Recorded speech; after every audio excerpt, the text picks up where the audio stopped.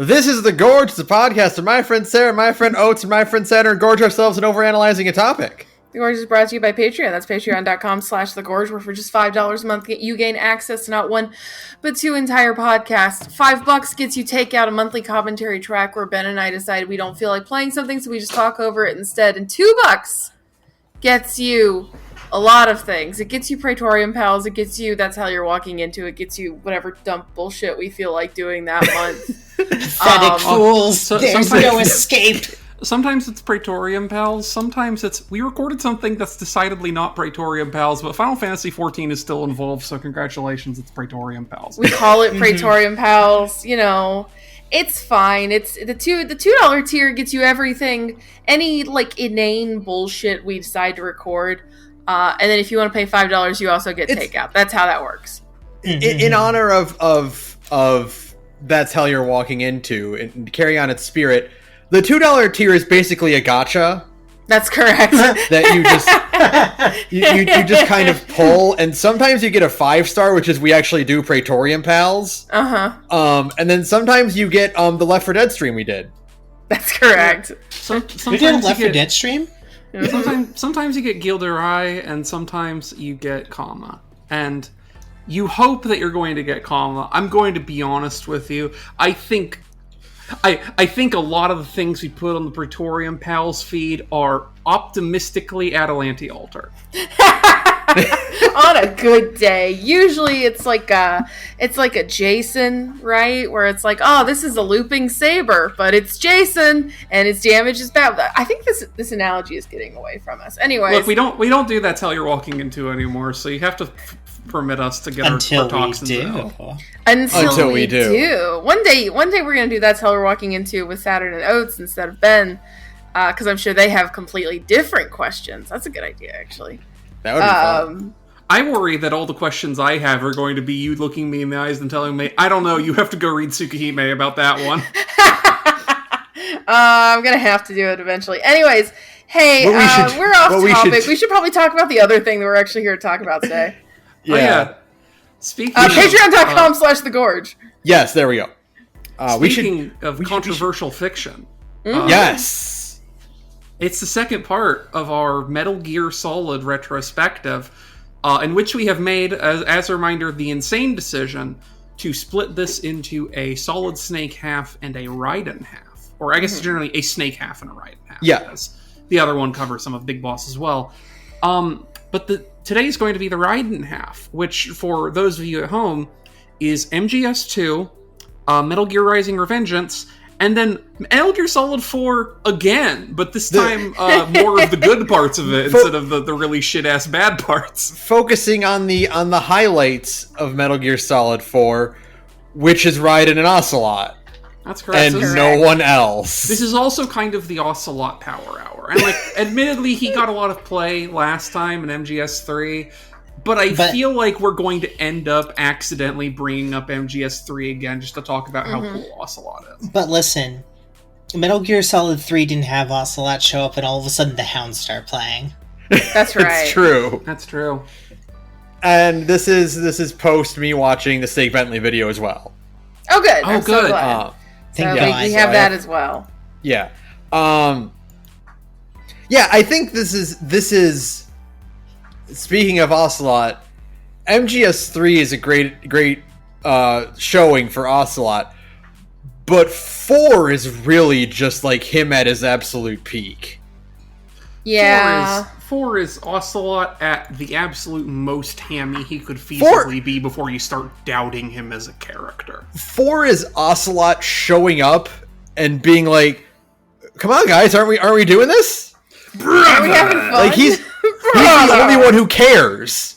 And he's running away from the fucking camera, pointing at it and cackling while on Shadow Moses. While going, he's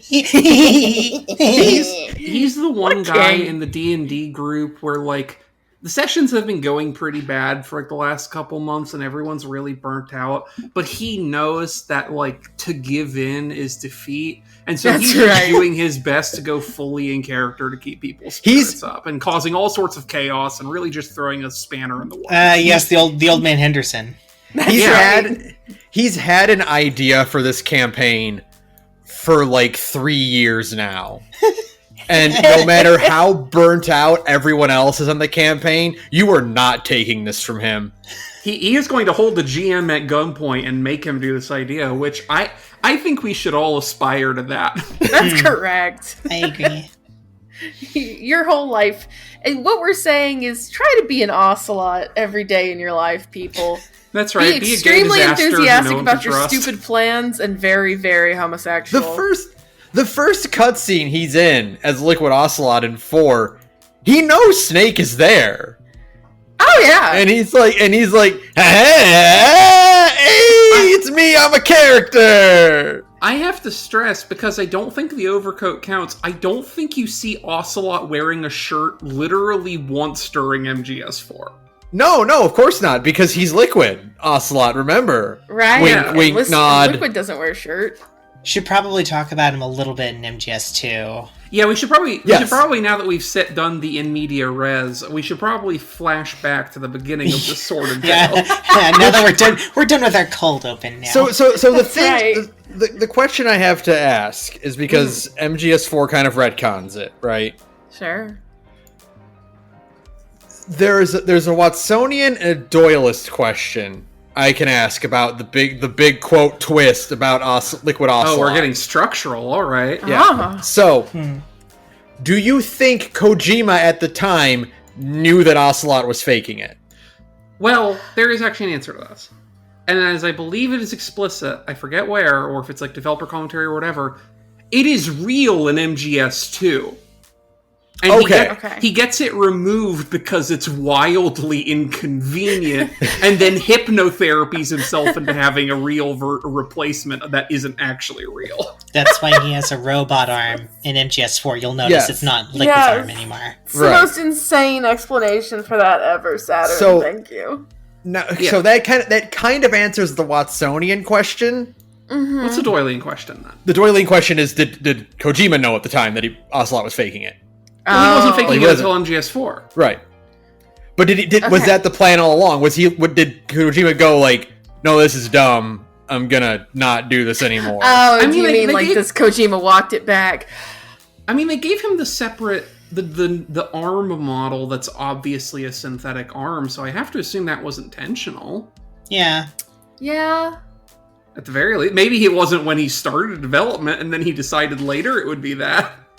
Yeah, I definitely think it's a case of Kojima not necessarily walking it back, but like deciding to overcomplicate it like on the fly. Does that make sense? There's a difference between like walking it back and then going later, I'm gonna make this really complicated. You know what I mean? Like, I think that's what Kojima did. Was Kojima a coward or brave? Is the question. I'm saying he's brave. I don't think he cowarded out. No. Yeah. I think much like MGS4, I think Kojima is both a coward and also brave. Right. It's impossible to say whether Metal Gear Solid 4 is good or bad. It's impossible to say whether or not Kojima has stolen valor. No, it is actually very easy to say that Kojima has definitely stolen valor. No, it is impossible to say. Exactly. However, he does have valor of his own, but he has also stolen valor. Yes, it's a double-edged sword. Now, the question I have for you all to posit, though, yes, is it funnier if Ocelot realized he didn't want liquids possessing his body and removed the arm? Or is it funnier if Ocelot was faking being controlled by Liquid? I think it's funnier if it was real at one point, because it's him realizing, wait, if I still want to fuck Big Boss, this makes this weird. And it's like that's a step. Ocelot's just going back to surgeon. Like, no, this is a step too far for me. Actually, this is actually too weird. I actually can't have a piece of his biological son on my body if I want to fuck him. He was perfectly fine with it being Brocon, but then the second he was like, "Oh, then I'd have to call him Dad." No, it's got to come off. I can call Looney Chan all I want, but I cannot call him Daddy. See the problem. So here's the thing, and here's the real twist. If it was Solid Snake's arm, it would have been fine. Okay. Because as Big Boss says, he's always thought of Solid Snake as more of a brother than a son. That's so that's true. However, Big Boss knew Liquid as a child. Therefore... Yes, okay. I'm imagining... Yes, I'm following. I'm imagining Ocelot saying all this to a very confused surgeon. Like explaining his thought process perfectly. No, and then the surgeon problem- is like, why did you bring me this arm from a guy that you hacked off like somewhere in the middle of Alaska? Like... The problem is this is also Dr. Madnar, and he's just kind of nodding along like, yes, this makes sense to me. He's like the fucking doctor from the Venture Brothers. Yeah. Yeah. Oh Dr. my God. Madnar is who you go to in the Metal Gear Solid world if you are either a robot or want something medically ill-advised done to you, or both. Do you want to do something completely insane to your body? Have I got the doctor for you? This is gonna be a hell of a list of content warnings on this episode. You know what? It's fine. Look, it's Metal Gear Solid 2. We have to come out swinging. We've got the explicit rating on iTunes. We're fine. Oh, okay. Yeah. Unlike Metal Gear Solid 2, we are starting this episode very quickly. Yeah, unlike Metal Gear Jesus. Solid 2, which takes the sweet fucking time to get going.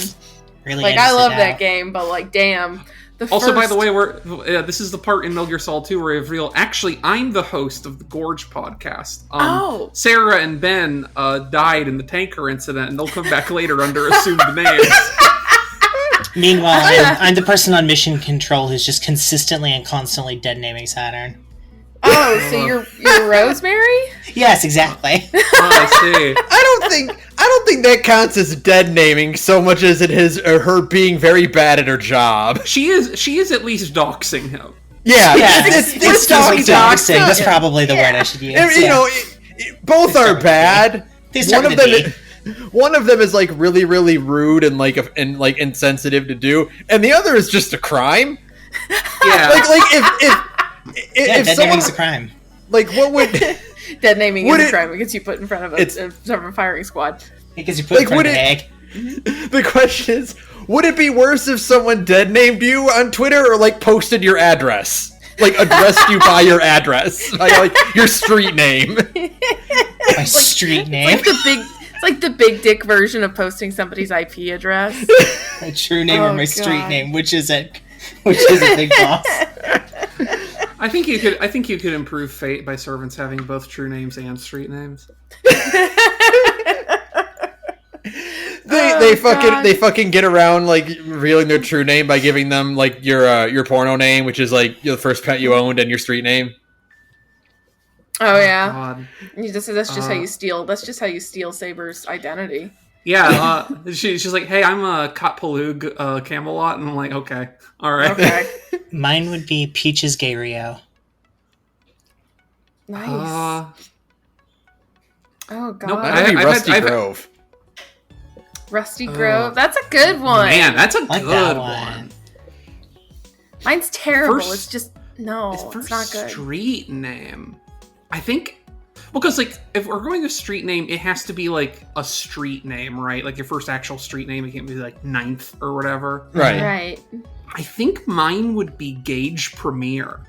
Ooh. See, I have to Like to that make one, mine too. sound cool. I have to swap it around because normally it's midnight. Actually, you know what? I changed my mind. That sounds cool no matter what. But I'm from Alabama and I'm from rural Alabama, so my name is Midnight County Road. I do like that though. That's good. Very good. That right there. You're gonna be in DS2. Yeah, That's for real. right. Oh, you're so right. Kojima, call me. Midnight County Road is available at any time. That name's got a good mouthfeel to it. It's got a good $5 game on itch.io title. Midnight County Road is the name of my gothic horror, southern gothic murder novel. It's got the cadence of like the nom de guerre of like a radio announcer, right? Yeah. Mm-hmm. Like how Like down a here pirate radio announcer. we got Mason Dixon.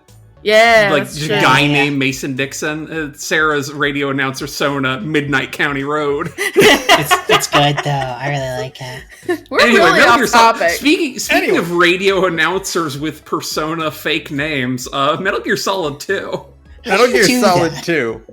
I think it's funny. I'm just gonna say this as a quick anecdote. I think it's funny that 70% of the game's plot hinges on the fact that Raiden doesn't know what Snake looks like. Yeah, well, it's really he funny. did those VR missions in first person. You see, Yeah, that he makes never sense. he never actually saw a picture of like the legend Solid Snake. He never actually saw a picture of him. And he's just like, well, when they said you were all recessive genes, I figure you'd be blonde like me. and No, Snake's that's like, not how that works. That's not how that works. I'm pretty sure that's how that works. No, it's No, not. that's not how genetic works. Also, a guy who's as big of a movie buff as Raiden didn't like think Iroquois Pliskin sounded a little suspicious. Yeah. That MGS2 would have been so good if he's like, yeah, you can call me Iroquois Pliskin. And he's just like, got it, like Escape from LA. Sure, bud. Yeah. Escape from Yeah, Milwaukee. Okay, buddy. Okay. How about you God. escape from my field of view, Buster? The funniest part of watching Ben play Metal Gear Solid 2 is getting to the part where he meets, in big finger quotes, Iroquois Pliskin, and Ben just go, fuck you! Fuck you! Extremely loudly into the mic, just like could not contain the disbelief of how stupid that was. Kojima's a hack, and I love It him. would be like if for some reason Robert Downey Jr. needed to check into a hotel with a fake name and he wrote Tony Stark. It's one of those things, like, not only is it contingent on Raiden not recognizing Snake, it's contingent on literally no other character who isn't already in on it seeing his face. Well, Because like, the instant, like, the Patriots go, like, they'll see it's like, oh, fuck, that's Solid Snake, beep boop. Houston, we've got a problem, send the nukes, do it now. Which makes me think that the Patriots just didn't have a camera. Which is an insane thing to consider. Because no, we're going to trust that Jack can do this. He's got it. It's like, should we maybe, like, you know, like on our codec, like put some kind of camera or give him like a body cam to wear? No, it'll be fine. it's Well, fine. I mean, Absolutely not. The codec camera is for the benefit of the player. It does not actually exist in the narrative. I mean, in fairness, like, he didn't exactly have a face in Metal Gear Solid 1. They didn't add it until later with the Twin Snakes. That's true. We don't actually know what Snake looks like. Well, I mean, he's a Quote, human unquote. guy, is the thing. Well, no, not according to the mask you get in MGS4. What's the mask? What is You the can mask? get the MGS1 Snake mask. Remember? What is Oh, it? yeah. Does it have a description, or is it just like? Because I'm pretty sure that's just an Easter egg. I don't think that's intended to be diegetic narrative. But it is diegetic. Remember? No. During the flashback, during the dream that Snake has, he wakes up and he's wearing the MGS1 Snake face. No, he Oh my God. hallucinates he has the MGS1 snake face, and then it disappears because it's a hallucination.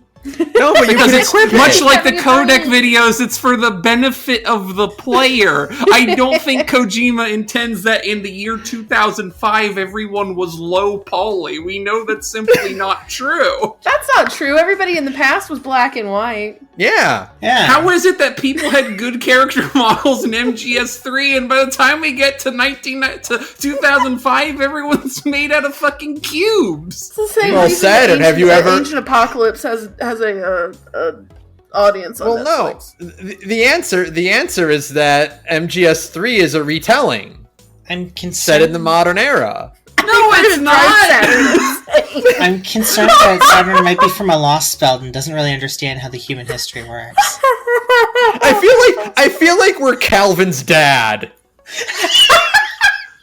All three of us are just Calvin's dadding Saturn right now. Look, if Solid Snake we're just gonna have to work with the assumption that Solid Snake had a human face and the Patriots are stupid, or we're going to be here for 17 hours. No, I want to be deadlocked in this Ouroboros. This is way too funny. This is gonna last forever. Oh no. We've fallen into Big Boss's trap. I think this is what MGSV is about, if I'm not mistaken. I think you're correct. I see. Oh, But God. no, it is funny how much the plot hinges on the fact that no one can actually see what Iroquois Pliskin looks like. Again, The only other people who can see, aside from Jack, are people who are already clued in. Mm-hmm. And it's like, for everyone else, like, who the fuck? That's Solid Snake! Wait a minute! again, Kick his ass! it's one of those, like, it is a product of its time sort of thing where, like, technically nobody had played Twin Snakes because it came after, so nobody actually knew what his canonical face looked like, but they knew because Metal Gear existed. Yeah, exactly. But also, we knew because we played the prologue of the game, Yeah. in which he has a face. No, he doesn't. Yes, he does. No, Oates, we can't gaslight Saturn on this one. And kill us. We did, in fact, see his normal human face in MGS in the beginning. We spent like 90 to 180 minutes with his normal-ass human face, which makes a reprisal an hour into the Raiden. Well, I wasn't Which there is for that extremely part of the funny. Were you there for it fucking 20 years ago? No. Which just makes it even funnier that they try to act like Snake is dead. And it's always one of those things where it's like, how much did they want us to believe that a character is dead, right? Not that much. Not that much, because they reveal it like right away, right? But like every time a character like is supposed to be dead but then comes back later, I'm always like, what is the percentage of people you wanted to fall for this? The thing is, like, if you want that percentage to be more than 0, Snake can't come back until the last cutscene of the video game. Right. Yeah. You need to spend enough time in the video game and go, well, fuck, maybe he's actually dead. Maybe this really But no, he is comes just back like a- instantly. Yeah, no, he's like in the game like within an hour of starting the big shell incident. It's like, oh, okay, I see. It's fine, but actually, here's a question. Since we're officially talking about like big shell and stuff, you liked Raiden basically instantly, huh, Ben? Oh yeah, totally. I mean, Okay, I good. like Nero instantly, so yeah. Yeah, so that makes sense. Yeah, it's Raiden is just Nero, the first attempt at a Nero, I and it don't went think very Raiden poorly in history then too.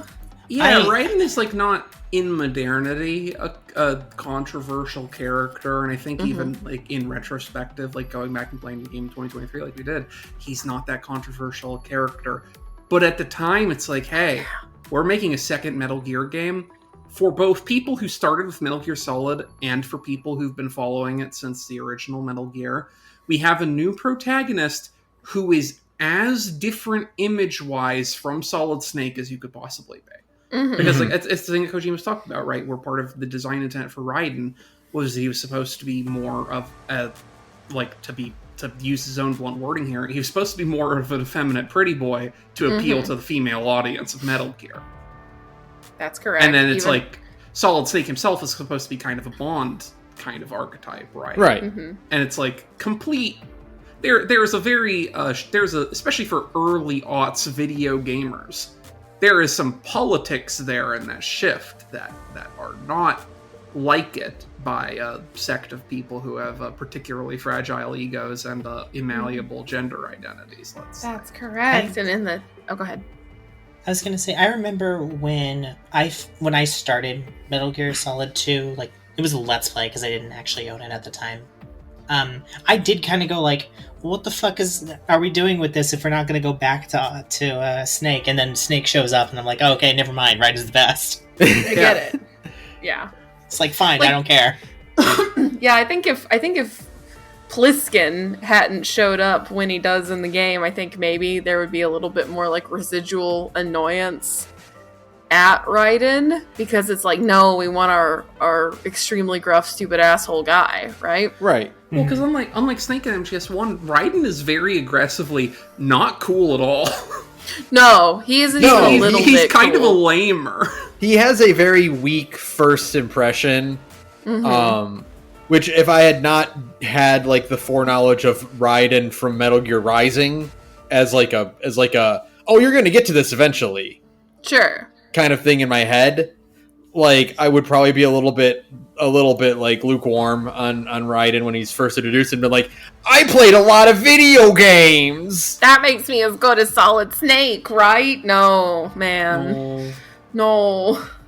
Like, that's the thing. It's like Pretty Boy or Not. It's just like from the mean, he's like, Rose! And then he has like this like loveless, horrible heterosexual relationship with this woman who just like doesn't respect OPSEC and constantly berates him for his inability to open up after having post-traumatic stress disorder and things of that nature. Funniest relationship in a video game ever. It's so funny to me because you would need to tweak their relationship like 5 degrees in one direction, and it would be incredibly charming. Like, if you could just make them have a little bit of chemistry, but they don't understand each other well, like, that's something.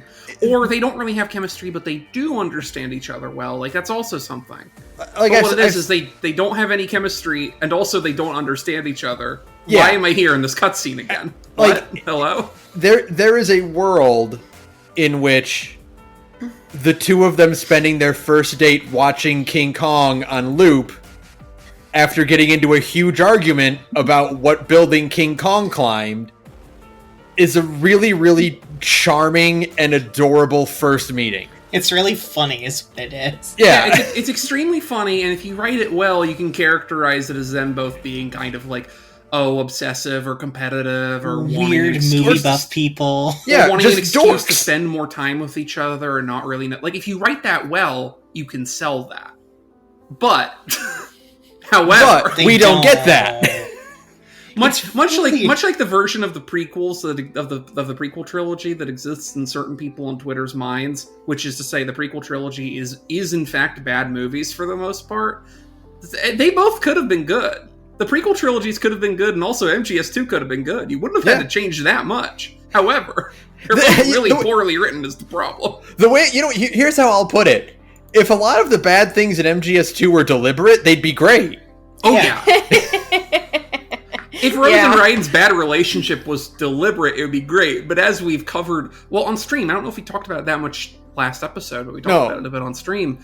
The thing with Rose is that Rose is a character who is in some degree significantly based on Hideo Kojima's wife and his own interactions with her, which paints both an incredibly grim picture of Rose and Ryan's relationship and also an incredibly grim picture of Hideo Kojima's marriage and love life. No, my extremely vivid. And again, I don't know, maybe like other interviews can clarify. When I was playing MGS2 and seeing this, and after knowing this, I'm like, maybe he thinks this is good. I can't imagine how. Maybe he thinks this is a functional relationship. I don't know. This tone doesn't strike anybody anyway except off-putting. I don't really know what Kojima wants out of us. I don't know. I don't know. Sometimes you see a weird relationship and you're like, I mean, it works for them.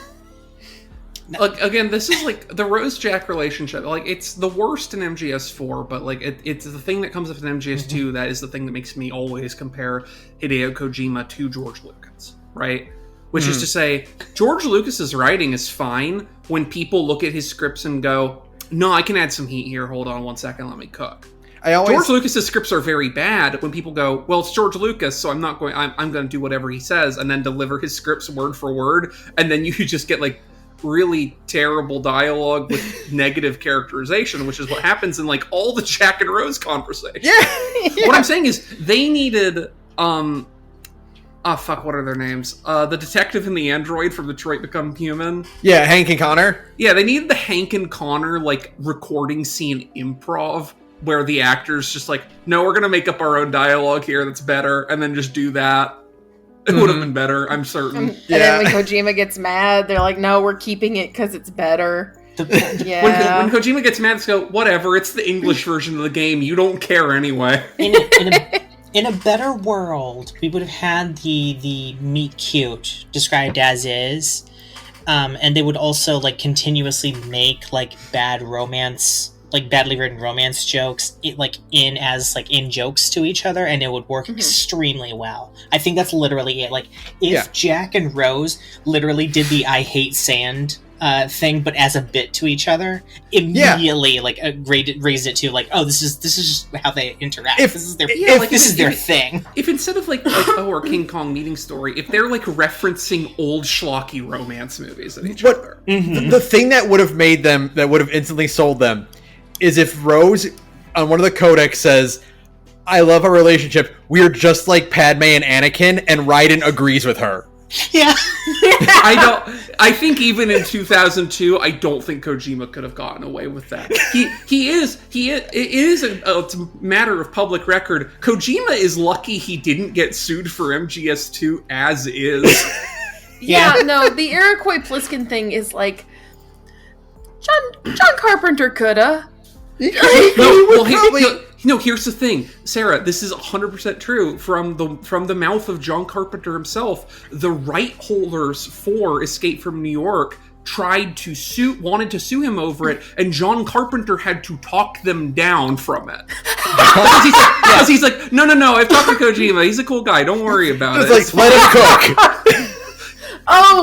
Oh, we are so lucky John Carpenter is the coolest guy on the fucking planet, hands down.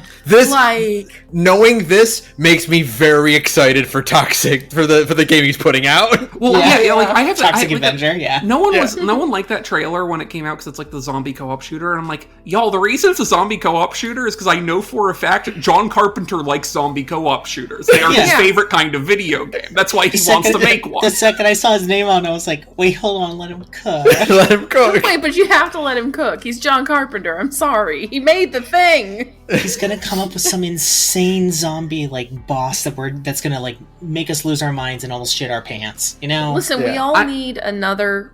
We didn't get a good Left 4 Dead 3 in Back 4 Blood, so. No. So this is our chance. John Carpenter can do it. I believe it. Rest in peace, Turtle Rock. They keep going, let's try another stab at Left 4 Dead, and then just completely fucking it up from the word go. Like Evolve. Yeah. Remember Evolve? I don't want to.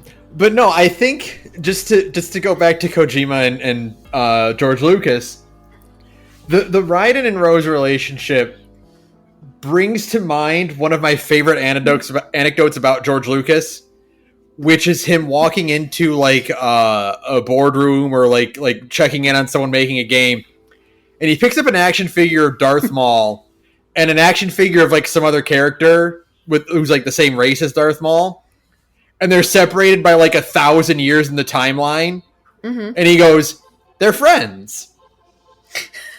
It is really a shame. And everyone is like, "No, that literally can't happen." And he's like, whatever, make them be friends. It's really a shame that we never got Kojima being able to put Robin Williams in a video game. Because now I'm just thinking of that one scene from 24 Hour Photo with the Neon Genesis Evangelion figure that was there in the movie because it was Robin Williams and he brought it in for the scene. Yeah. We missed out on Robin Williams being one of those weird cameos in Death Stranding, like Jeff Keighley, where you could just go and talk to Jeff Keighley, and it's just Jeff Keighley. No, the problem with that, Ben, is, and I know this to be a fact. He would improv so many lines in there that Kojima would be like, "Oh no, we have to keep all of them," and it would add a solid 30 gigs to that file size of that fucking thing. Because in those cutscenes, fucking Sam Bridges doesn't talk. It's just whoever the celebrity is monologuing for a bit. And he'd have a different monologue for every game save. If you did it again, he would have a completely different one. I guarantee you. That's why they would be 30 gigs long. You can't do it. Oh, God. So Metal Gear Solid 2 is a nightmare. It's a nightmare. But it's God, if 3 didn't play as well as it did and have the end fight in it, 2 would easily be my favorite. Because I adore all of the mindfuckery that goes into 2. Mhm. Sure. Yeah. I think 2 is one of those games for me that like doesn't come together at all until you get to like the last quarter of the game, and then it very violently comes together all at once. When you finally realize that literally everyone Raiden is talking to is lying to him. You thought it was bad in MGS1, psych, fucker. It's so much worse. And not all of them are even on the same page, which makes it even funnier and more No, there's multiple schemes going on to gaslight Raiden. But yeah, I think for me, like my MGS2 opinion broadly is like, I think the story ultimately comes together in a really interesting way, and you get to see Kojima really do that fucking Nostradamus shit like you've never seen him do before. Because MGS2 is an extremely Nostradamus-ass video game. When the Colonel AI looks you in the camera and says, "Twitter." Yeah. Yeah. Have you heard about fake news? And it's like, oh fuck. You couldn't have threaded that needle any harder than if the Colonel says, "I predict by 2016 Donald Trump will be elected president." And I'm sure the only reason that Kojima couldn't do that is because there would be a likeness lawsuit over that, which he already was narrowly 100%. skirting around as is. But like that stuff really comes together for me. What doesn't come together for me so much is I really don't like the samey environments and the kind of like, because it's a really early PS2 game, it has I'm just gonna, like, I don't want to be mean, but it kind of looks like dog shit compared to MGS1. Because MGS1 has an art style that it really has to work with to make it work on the PS1 hardware, and MGS2 is just like very sanded down in a way that I don't really enjoy. MGS2 does the thing that every early PS2 game loved to do, which is just intense motion blur on everything. Everything. It's a lot. And like there's parts of it like that for me, like, it's not to say that I don't like MGS2, but for me, like when it comes to like of the games that I've played myself, like MGS2 is like really the bitter pill among them. Like even compared to MGS4 to a certain extent, because MGS4 is a bad game with bad cutscenes, but also like it does like it is a little more visually interesting for the most part, and like it does like feel a little bit less clunky to control among other things, and there's a lot of little things for that, but it is still a good game. Like it is for me the problem of like the Zelda game problem, right? Where it's like you can talk about bad Zelda games, like oh, I don't think Twilight Princess is really a good Zelda game. It's probably the weakest one in the last 20 years because at least Skyward Sword has some ideas, even if it doesn't execute them well. But you're still talking about an 8, right? Yeah, it's still a Zelda game. Yeah, like it can only be so bad. The worst Metal Gear Solid game is still better than like 40% of the PS2's catalog. MGS4 is still better than MGS4 is still above average for a 7th gen video game. Yeah, that's the thing. Yeah. Like MGS4 at its worst is above average for a 7th gen video game. Cause the thing is that MGS4 is like for all of its problems, it still mechanically plays extremely well, right? Like, yeah, despite everything wrong with it, okay, you don't play it that much in MGS4. No. You barely play the video game part of Metal Gear Solid 4. But, like, when you do play it, you're like, oh, yeah, this is all, like, it's like all the systems and stuff from Metal Gear Solid 3, but, like, streamlined, you know? Yeah. And it's like, okay, this is good. Yeah. It's got modern controls. It's got like a lot of. They did the thing that they didn't do it for all of MGS4. They did a thing that I wish they did. That they like the evolution I wanted from MGS3, which is he dials really into the simulationist stuff. The simulationist stuff is so cool, and MGS4 when it's doing it is doing it really impressively for a PS3 game. Sure. Yeah. Absolutely. But like, you know, and like. I forget how we even got to MGS4 from MGS2, because I don't even know that we're done with MGS2 yet, really. We're not done with MGS2. Oh, not at all, no. We went off on a bit of a tangent just on, like, Yeah. how Yes, we the did. worst MGS game is still, like, an extremely good video game, right? Yeah, and it's like, for me, overall, like, MGS4 and MGS2 don't hit very high overall, even among the Metal Gears, because, like, I like 1 and 3 and Peace Walker a lot more. Mm-hmm. However, like, MGS2 is still, like, a solid 8.5, 9. It's just it has the unfortunate side effect of both starting slow and having a lot of character writing that isn't very good, which I guess is a segue here so we can continue on with the story a bit. My god, MGS2 is a game with a lot of women who are mistreated by the narrative in it. Yes, Can you that is believe- correct. Hal and Snake did a fucking their cool bro handshake while Emma's body was still warm. Yeah, like, MGS1 is also bad to women, but, like, in Sure. a way that isn't remarkable. Like, No, it's the just way like that video MGS1 games. is bad to women is very normal for both video games and also, like, that kind of action. It's MGS2 is more often than not actively misogynist. It's MGS1 super insane. is bad to women in a way that's disguised in the fact that it's bad to everyone in the cast in a way. Sure. Yeah, sure. The difference is that, like, so we said last time the MGS1 is kind of like the Roger Moore, like, Bond movie kind of thing. Right. MGS2 is Sean Connery. Yes. Yeah, it is. It's actively malicious. Is Yeah. like the unfortunate part. There was no reason for Emma to die. No, but like There she had to die for some sort of emotional drama.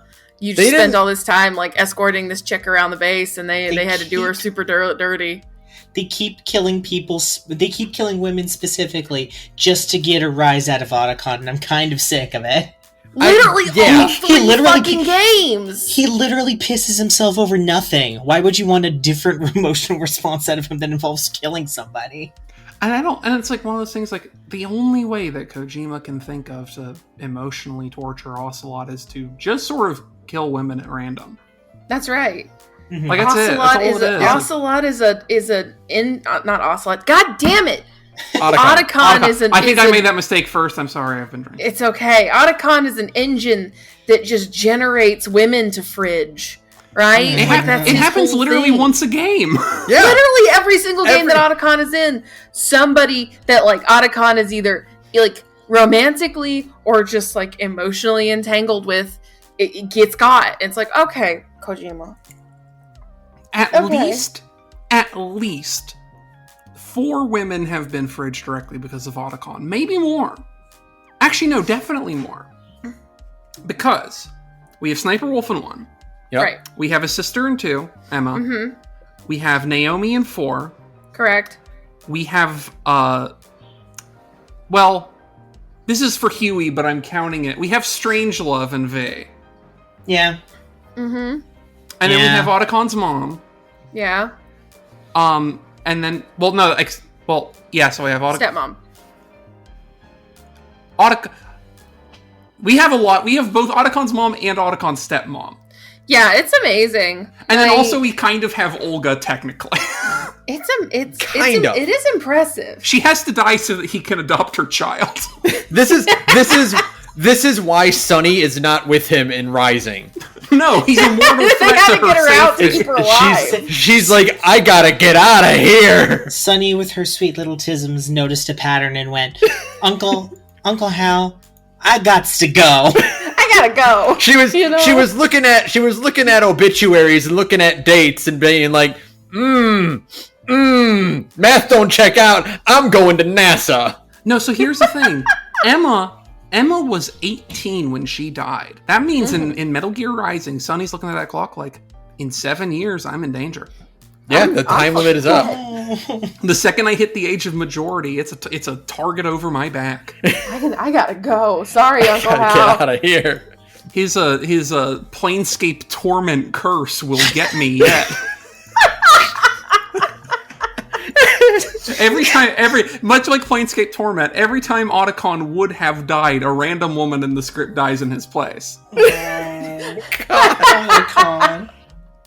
Oh, Otacon. He don't mean to me, but he don't mean to be. But he's written by a woman hater. Yeah. He is unfortunately Hideo Kojima's avatar in most of these games, which, I don't think we should examine that too closely. No, probably best to not think about that. It's fine. There was no reason to kill Emma. No. You could have just had her leave. Especially not so that Snake and Otacon could do a cool secret handshake while her body was still warm. While her Just off screen. She's literally just off screen and they do their fucking bro high five. Otacon has her pet bird on his arm in the cutscene. Which makes me think, especially because, like, in Revengeance, when we get there, they're like, oh yeah, Otacon, he's kind of a playboy womanizer now. Some part of me wonders if, like, maybe the back through line of Metal Gear Solid is that Otacon is a gigantic sociopath. Probably. I mean, he made a Metal Gear just because, like, he wanted to he made a nuclear platform. I want to because of his Japanese animes. Yeah. Yeah. Like, well, I didn't think it would actually kill people, but you put a nuclear cannon on it. Well, that is unfortunately. How do I put it? Hal just like, no, I have become Deatherino. It is definitely part of the sick irony that, like, because like they do this again with Huey, but like more so with Hal. The sick irony that they make him an Oppenheimer type of character, but motivated by his love of Japanese culture. It's white boy behavior, unfortunately. Also, not even just his love of Japanese culture, specifically his love of Japanese culture that is itself in response to having grown up with the aftermath of World War II. Mm-hmm. And it's like, damn, all right. Otacon is that 4chan poster who was like, I joined the military because of Metal Gear Solid. Yeah. Which way to miss the mark. Hal, without even meeting her, Hal misinterpreted the boss's will. Yes, he did. Otacon is that one 4chan post that's just I'm stuck with all of your virgins because I'm too mentally ill, so I'm stuck here with all you dumb virgins. Yeah. Yeah. I'm a Chad, but I'm stuck with all of you people. Oh god, it's really tremendous. Solid Snake, do you know what a Chad and a virgin is? No. He would be like, a Chad and a virgin, because Solid Snake always repeats back everything you say to him, right? Like Chad and a virgin. What's a Chad and a virgin? It's a meme from 4chan. He has to pronounce it that way, otherwise he drives people insane. Oh god. So I know Chad is a country in Africa, but where's Virgin? The Virgin Islands? Yeah. Are we going there for our next mission? Are we going there on our Snake, honeymoon? I'm trying to get you to learn things about the internet. Oh god, I'd rather die. You see, Snake. Old. You see, Snake, I've already won because I've drawn myself as the Chad and you as the Soy Jack. This drawing of me is pretty good. This is what they get up to in front of Sunny. No wonder she left. This is why Sunny's the way she is. Yeah, I'm sorry, honey. This is why she's like, I'm 11 years old. I'm going to go work for Raytheon. This is... Yeah. This kind of shit is why MGS2 needed Raiden to be the main character. Mm-hmm. Is because we needed someone to sit there and be like, this is weird. Yeah, all of you. Raiden is literally that, the old Neopest posts. Yeah. Wow, all of you people are freaks. I literally don't respect any of you. Well, he's also the other Neopets post. I reported everyone in this thread and also myself. Including myself, yeah. I think you needed that outside perspective, and I'm very relieved that, unlike George Lucas and the staff at Lucasfilms resisted and completely reflected the urge to be like, no, Raiden is super important. He was involved in the story from the very beginning. He's actually Snake's nephew. Yeah, no, Raiden is just some kid who got pulled into this and is like a traumatized child soldier, right? And like is not processing it well. Like that part of Rose and Jack's relationship is interesting just because it's like, okay, well, that's kind of how it would be, right? Right. But like the problem is that there is no reason, there's no like chemistry at all to be like, Rose, why do you put up with this? Right? Like there's no chemistry whatsoever. Rose isn't even like, I could fix him, but it's funnier the way he is. She's like, I can fix him, and then doesn't try. That's right. She's like, he'll fix himself because I'm here. It's amazing. She saw a pet project, and then, bought the puzzle bought the puzzle box and then never opened it. It's still saran wrapped. She's like, I'm gonna spend all summer restoring this car, and then come August 31st, she's putting the tarp over it. That's right.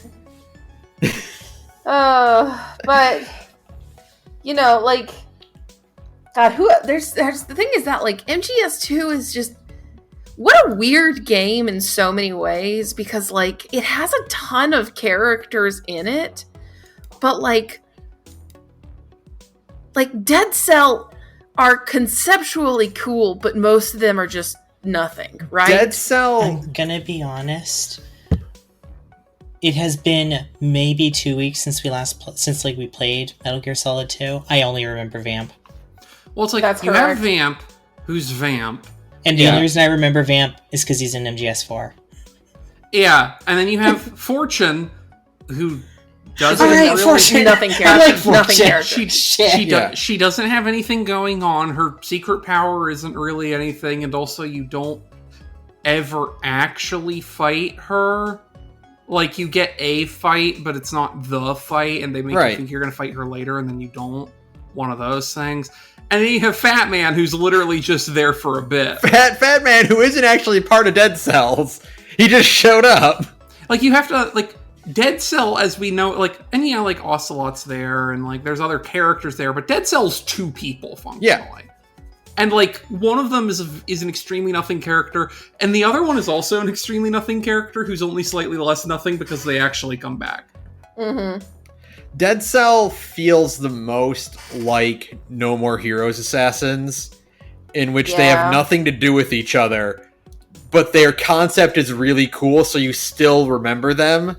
Yeah. But this is not No More Heroes, in which you can get away with a cool drawing in your binder as a character. Yeah, where, like, No More Heroes... The functional design of a No More Heroes boss is that we got the Fire Emblem Awakening guy to do this sick-ass design, and then we just made a boss fight about it, and then they're going to be dead at the end, so it doesn't really matter if they have a character anyway. Sometimes they do, more often than not they don't, and that's fine. It doesn't matter. You can't think about how Speedbuster would actually become the third-ranked assassin in the world with her giant railgun shopping cart. Yeah, that she fires down a single straight hallway. Because that doesn't make any sense, but you're not supposed to care. You're supposed to go, that's a cool design. Yeah. Whereas for Metal Gear Solid 2, it's like, this is a character-driven narrative in the classic, like, mid-century fiction kind of style, right? Like, it's the same sort of character-driven story that something like Star Wars does. Which is to say, there's a lot of genealogy of, like, classic Hollywood movies in there, and it's very character-driven, whatever else, despite all the shit that's happening in it. Like, the action set pieces are really just there as, like, a little bit of seasoning, and it's mostly just characters jawing at each other. You know, and it's like, you can't have that and it work if you obviously don't give a fuck about the interiority of the characters that you're putting on screen. I'm gonna say the complete opposite of what we were just talking about with Emma. Why did Emma have to die? Why did Fortune live as long as she did? Yeah, because nanomachines or something. Because nanomachines and like the Patriots I guess. I still don't understand the purpose. I can tell of you the actually fortune for free. twist. Oh, I can please. actually tell you for well, not like the purpose of the fortune twist, but why Fortune didn't die. Her death wouldn't have generated any amount of emotional reaction from any characters on screen whatsoever, with which they would immediately sabotage by doing a cool secret handshake. That's true. Or, like, Fortune would die, and then they do a cool secret handshake, and you wouldn't notice it being out of character, because of course they wouldn't fucking give a fuck if Fortune's dead. I want to see the opposite. I want to see the opposite of that scene now, where Fortune dies and Ocelot cheers up Vamp by doing a secret handshake with it. Now, I just want to see any version of MGS2 where Ocelot gets to do the secret handshake. Yeah, the thing is, we should let Ocelot do the secret handshake as well. Ocelot should be allowed to do the secret handshake with Snake. I think it would probably make him the happiest he's ever been in his entire life. I think it would be insanely funny if he did that, and then the next time around he tried to do it with the other hand, and it wouldn't work because Liquid would refuse to touch him. The thing is, if you think about it, Ocelot doing the secret handshake is in fact the plot of MGS4. Yeah. What is the end of Metal Gear Solid 4 if not Ocelot finally getting his secret handshake, right? What is Guns that? of the Patriots if not Ocelot doing an extremely silly hand gesture while someone is dead? What is the final fight on the roof in MGS4 if not the most elaborate secret handshake of all time? That's what I'm saying. Like, It's the most elaborate Russian taunt of all time. it's a I'm Russian so sad taunt, you didn't damn get it. to do that, Ben. I'm so I know. sad. If I had known how to do it, I would have. I'm so I didn't think it's realize literally it's- just. I think it's literally just in that final like victory lap slugfest. You have to actually let him hit you once or twice, something like that. Damn it. Which I think If is I a had thing where, like, if known. you're playing on a higher difficulty, it's a little easier for that to happen naturally, because it give you more time on the lower difficulties. But like, it's a thing you have to actually kind of fish for. But no, like Dead Cell is basically nothing, which sucks because they have really cool designs. They have extremely cool designs. No Heroes But- characters, like, all around. Yeah. But And, like, I think it's kind of just a tradition at this point in which the last third or quarter of a Metal Gear Solid game is where it just escalates into insanity and becomes like what you expect the rest of the franchise to be. right. Because like the last quarter of MGS3 or MGS2 is nuts. The minute Raiden loses his pants, Well, yeah, that makes sense. The moment Yeah. Raiden loses his pants, of course, everything goes fucking crazy. His fucking flips. His fucking flips, just, like, trying desperately to cover himself, like, Keep his modesty. trying to protect his modesty. It's very Getting- funny. getting pestered by Colonel AI and some of the funniest dialogue I've ever heard. Yeah, it owns. I love the one where he just calls Ryan and he's like, "Listen, I'm having a hard time paying my alimony. My ex-wife is kind of hounding on me. Can I crash at your place for a couple weeks?" It's so funny. It's so good. Like, the end of That- MGS2 I also- is so good. I also like when he's like, "You suck at this game. Put down the controller. I'm coming over there." That one's also really good.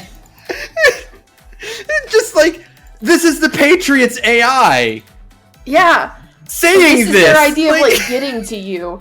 Is, like, this. Well, also, like, as an important reminder, this is after Emma put the worm.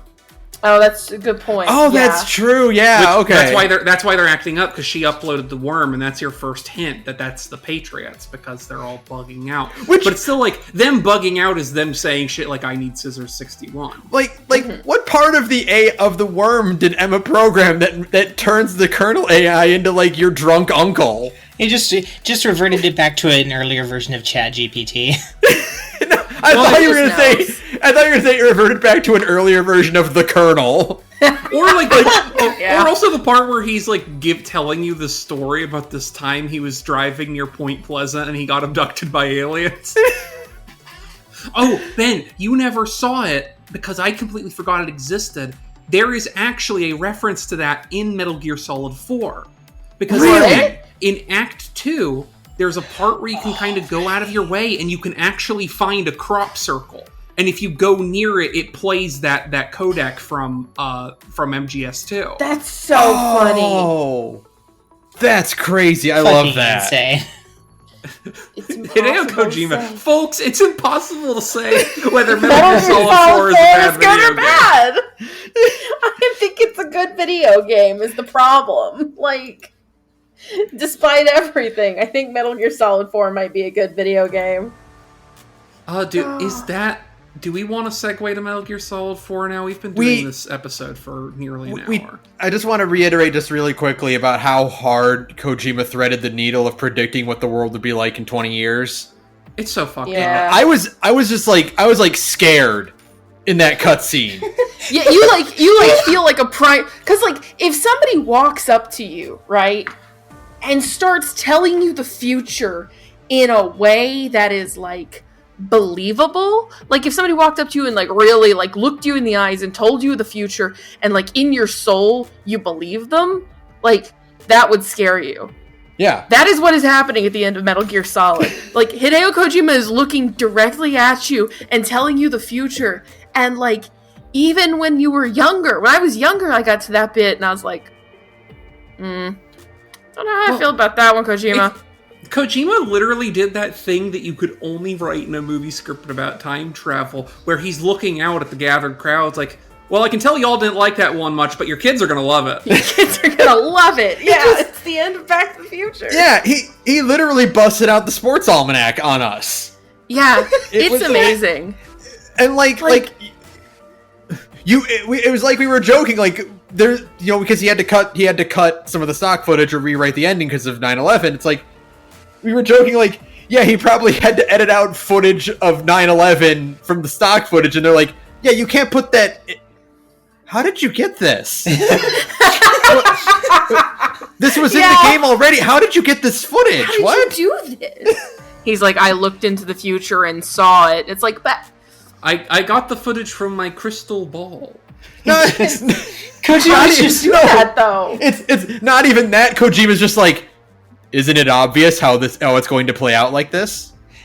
There's going to be a whole war on terror. It's going to last for like 20 plus years. I just love the idea of him just like gently like pressing the print button and it slowly gives out like a printout of like the first 2 or 3 posts of his Twitter, a site that doesn't actually exist yet, and pulling it up and just making the exact same face as his profile picture.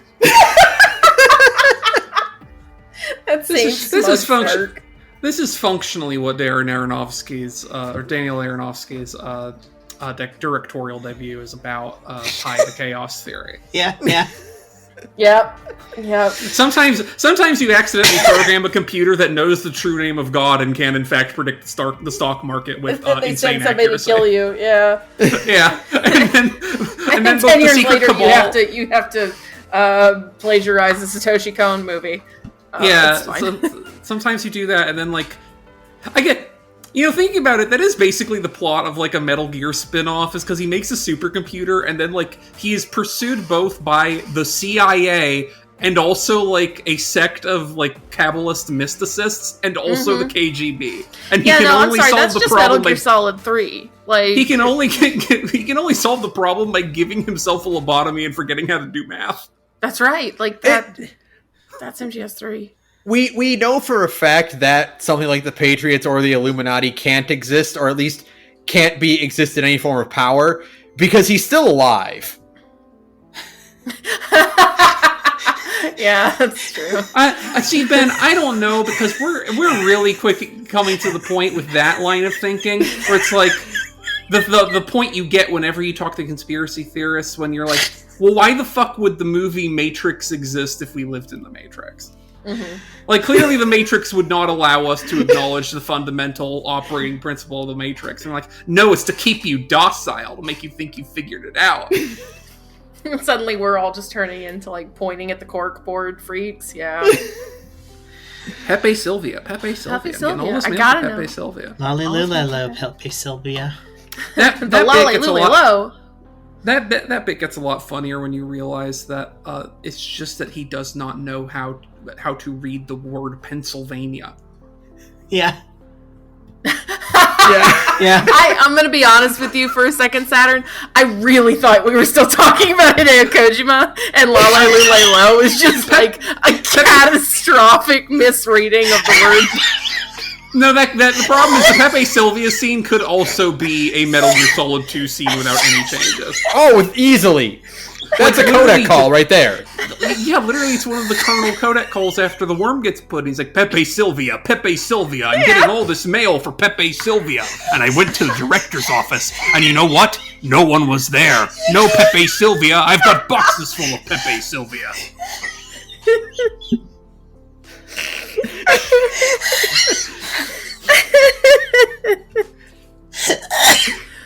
Oh, fuck. What is Metal Gear Solid, if not specifically the ending of that bit where he goes, Barney, give him a cigarette. He goes, Barney? Who the fuck is Barney? Oh, you don't see Barney? Oh, shit. I think I'm gonna throw up. Oh my god. Oh. You need to move Metal on Gear to Solid PS4, 2. please. Metal Gear Solid 4. Metal Gear And we already Solid 2. Metal Gear We already Solid talked 4. about this one. Mm-hmm. But this time we get to talk about the parts of it that are good instead of the parts. We do. You We were the do lightning need. in that rain. You were the lightning in that. We talked briefly about it, but again, I do love how the only real genuine unaffected friendship Snake has in that game is with Raiden. It's That's really right, funny. because they're cut from the same cloth. It's great. It's funny because it's got really similar vibes to Nero and Dante, extremely similar vibes. And, Yeah. looking back on it, I'm like, oh, that makes sense. It's an uncle and a nephew hanging out. Yeah. Well, it's a thing they brought up in last episode, I think, when they were talking about MGS1. And Snake being asked by someone like Mei Ling, oh, who are your, do you have friends? And he, there's Master Miller and there's Frank Yeager. And it's so a guy you haven't talked to in 6 years and also a guy that you killed. Gotcha. Right. I see. And so finally in MGS4, it's he can have a friend, and it's Raiden. A man who also in MGS4 he has not talked to in 6 years. Don't worry about it. But Raiden being one of the biggest highlights of the game because he's so fucking cool. And I have to ask because I either missed the codec or wasn't paying attention. Why is he a cyborg ninja in 4? What happened? He got blowed up. I'll be honest, I don't remember. I don't actually remember. I remember I'm going to look it up. You can keep talking. Because he got involved in an accident, and I feel like if I remember correctly, it was mostly innocuous. He got in a car accident or something. Not lost a huge chunk of his body in battle. Huh. Well, Saturn's looking it up. I don't remember. I'll be real with you. I just kind of took it at face value when it happened. When he showed up in Metal Gear Solid 4 for the first time. I actually have an answer for you. Yay. So after he learned he mentions he learned scouting techniques from a quote unquote Native American shaman living in Alaska, which I remember having a balking reaction to in MGS4 stream, because good God, the Kojima, hello. Apparently he began working on retrieving Big Boss's remains from the Patriots for a different group, and then he got captured by the Patriots. And the Patriots used him as a test subject for their own exoskeleton enhancement surgery. I see. Okay. So they used him as a test bed for what I think would be the frogs and stuff later, and making that technology work. And so he eventually manages to escape, but he's still kind of stuck with that body. Right. And this would have been after he left Rose, right? Yeah, this is he left Rose to go do this work, and then apparently the changes to his body were such that he's I can no longer have a civilian life, so I am just going to not go back. And that's also part of when Actually, no. Actually, Roy, the marriage to Roy Campbell, quote unquote, which that actually happens after he leaves on missions or whatever. Because it's like, I think the idea there is that Roy Campbell knows that Raiden's fucking with the Patriots, and so he does this specifically again to protect Rose and her son from the Patriots by lying to everyone involved about quotes. About their son and everything else. Because also, like, again, there's the miscarriage. That was a lie. That was also a lie. And it's like, the thing we said this the MGS4. This part of MGS4 is going to be the good stuff about MGS4. Unfortunately, some of the stupidest shit in this game is also still tied to Raiden. So we're getting that out of our systems, I guess. Yeah. The thing is, you could have still. Okay, I get the idea and the drama of we need to, for your protection, we need to fake this relationship and we can't tell Raiden about it. You know, you have to cut all ties with Raiden, with Jack, and for your protection you have to do that. You can make some drama out of that. I can understand not telling Raiden specifically because as established in 2, neither him nor Rose can actually do any sort of competent OPSEC. That's correct. Yeah, exactly. I have to stress, I think part of why this doesn't work, and because this is important since you brought them up in MGS2, it's worth noting those two people don't know each other. Colonel and that Rose were both fake. And this is one of those things where it is the most reeks of Kojima just trying to do anything to wrap up character arcs for people and just throwing Rose and Colonel Campbell together into something. Because literally, absolutely no reason for Colonel Campbell to do this. Because also, you have to stress, through his own accounting, he also ruined his own life doing this. Because, he had to, get a divorce and everything. And, didn't tell his own family about why, etc., etc. No reason for Colonel Campbell to do this, because he doesn't know either of those two. And then no reason for Rose to go along with it, because she doesn't know him. Yeah, why would she go along with this at all? Why would, this... it does just read as, on paper, sure, we have to pretend that you had a miscarriage, and you don't love Jack anymore to protect you from the Patriots, fine. Whatever. But, with Campbel? But no, with Campbell? The thing is, what I was gonna say is that, I get the idea of, just in concept, for your own protection and to keep yourself safe while we're dealing with the Patriots, you have to sever all communication with Raiden, which means you have to actually break up because neither of you, like we said, can keep a secret. You're both really bad at it. If we allow you to sneak conversations, you're going to blow it. But also, what bugs me about it is, why did they have to lie about the miscarriage? Why couldn't it just be they cut all ties and then Rose finds out she's pregnant? Right. But also, again, Ben, I have to stress, the Rose who can't keep secret is the Patriots. Mm-hmm. The real Rose kept her covered the entire fucking time. In fact, it would be stupid for Campbell, a stranger, to suggest this plan because he doesn't know that she's not still this is all part of the plan. I'm going to have a baby and then sell Jack out to the Patriots again, and they're going to pay me so much money. It just makes absolute... There's so many weird logic problems that get opened by this decision. It makes absolutely no sense why anyone felt the need to get into it at all. Yeah, right. It is such a bizarre, weird thing to do to someone who is not the main character of the game. And to spend so much of the game's writing, so much of it on this plot thread that doesn't make sense and also doesn't matter. That doesn't affect Snake, who is the actual perspective character of the game. And also, like, it should ostensibly affect Raiden, but we don't get to see literally any of him between MGS2 and MGS4, so we can only work out kind of from inference what happens. And then also at the end, it never mattered anyway. Just like with the BBs, we only hear about what happened between Raiden and Rose and the Colonel from secondhand retellings of it.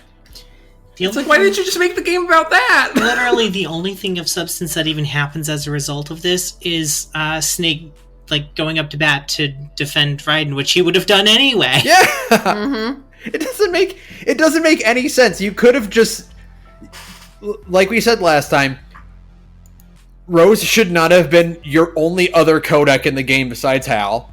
Mm-hmm. It should have been a new character.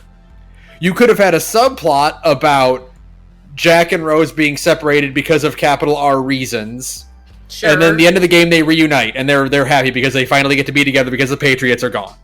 Right, yeah, right. Like they're apart because Jack has PTSD and there's Patriot related reasons. And like that's it. And then you can still have cool cyborg ninja Jack and like you still have some of that drama, but like when it resolves, it doesn't feel so gross because it's just like you could have done a thing where instead of once again poor Raiden being like completely out of the loop on everything, have him be in the loop and focus on the drama of it being really hard to lie about the fact that he and Rose are divorced. Yeah, right? Like you get to the end of this game and it's literally like Rose like coming into Jack's hospital room is like, hey, just so you know. Much like Metal Gear Solid 2, Colonel and I lied to you for the entire game, but this time it's heroic.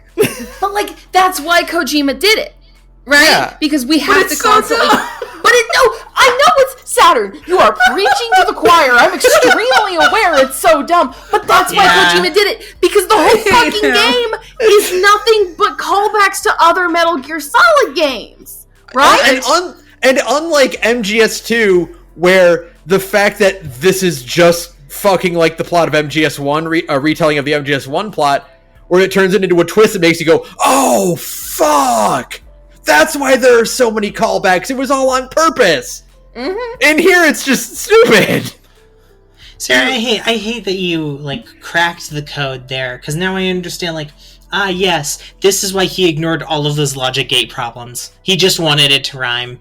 He made purple rhyme with Nurple. That's literally it. He wanted it to rhyme. It's like poetry, it rhymes. It's like poetry, it rhymes. He wanted to call back to the fact that, like, a version of Campbell and Rosemary were in cahoots during Metal Gear Solid 2, and he thought, I'm gonna do that again. Like, that's it. That's the whole reason that plot twist is the way it is. There's no other. Remember when he's old Snake because it's solid minus is, which is being, and old is what is left over, and not just the fact that he's a fucking old man.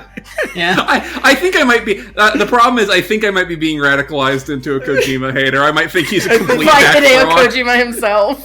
Yeah, Hideo Kojima is making me think like, man, all of your good ideas are in fact accidents and flukes. You are a complete hack fraud. It would be like if David Cage stumbled into a good idea on accident, which he has never had the fortune to do once. He has done it once. So yes, because again, Hank and Connor are in Detroit Become Human. So, but that one we know explicitly is a Han and Leia thing of that's true. That is the actor's fault. It's not like he had a good idea executed well. Right. They did that completely contravening his intent. He didn't stumble into that. He put up a sign saying to avoid this area, and then everyone walked through it anyway because it was a perfectly fine walkway.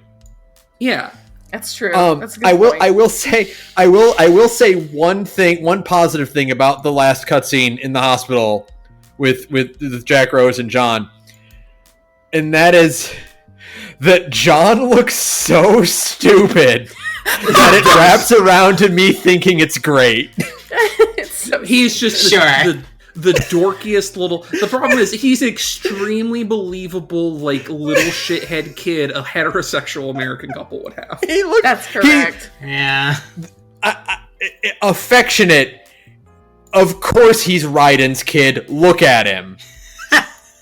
I choose to be nicer to Raiden than to associate that little fucking mutant with him. It's like I said during the stream. Raiden looks at me, he's like, I can see it now. I can see the Chuny in his eyes. This is my son.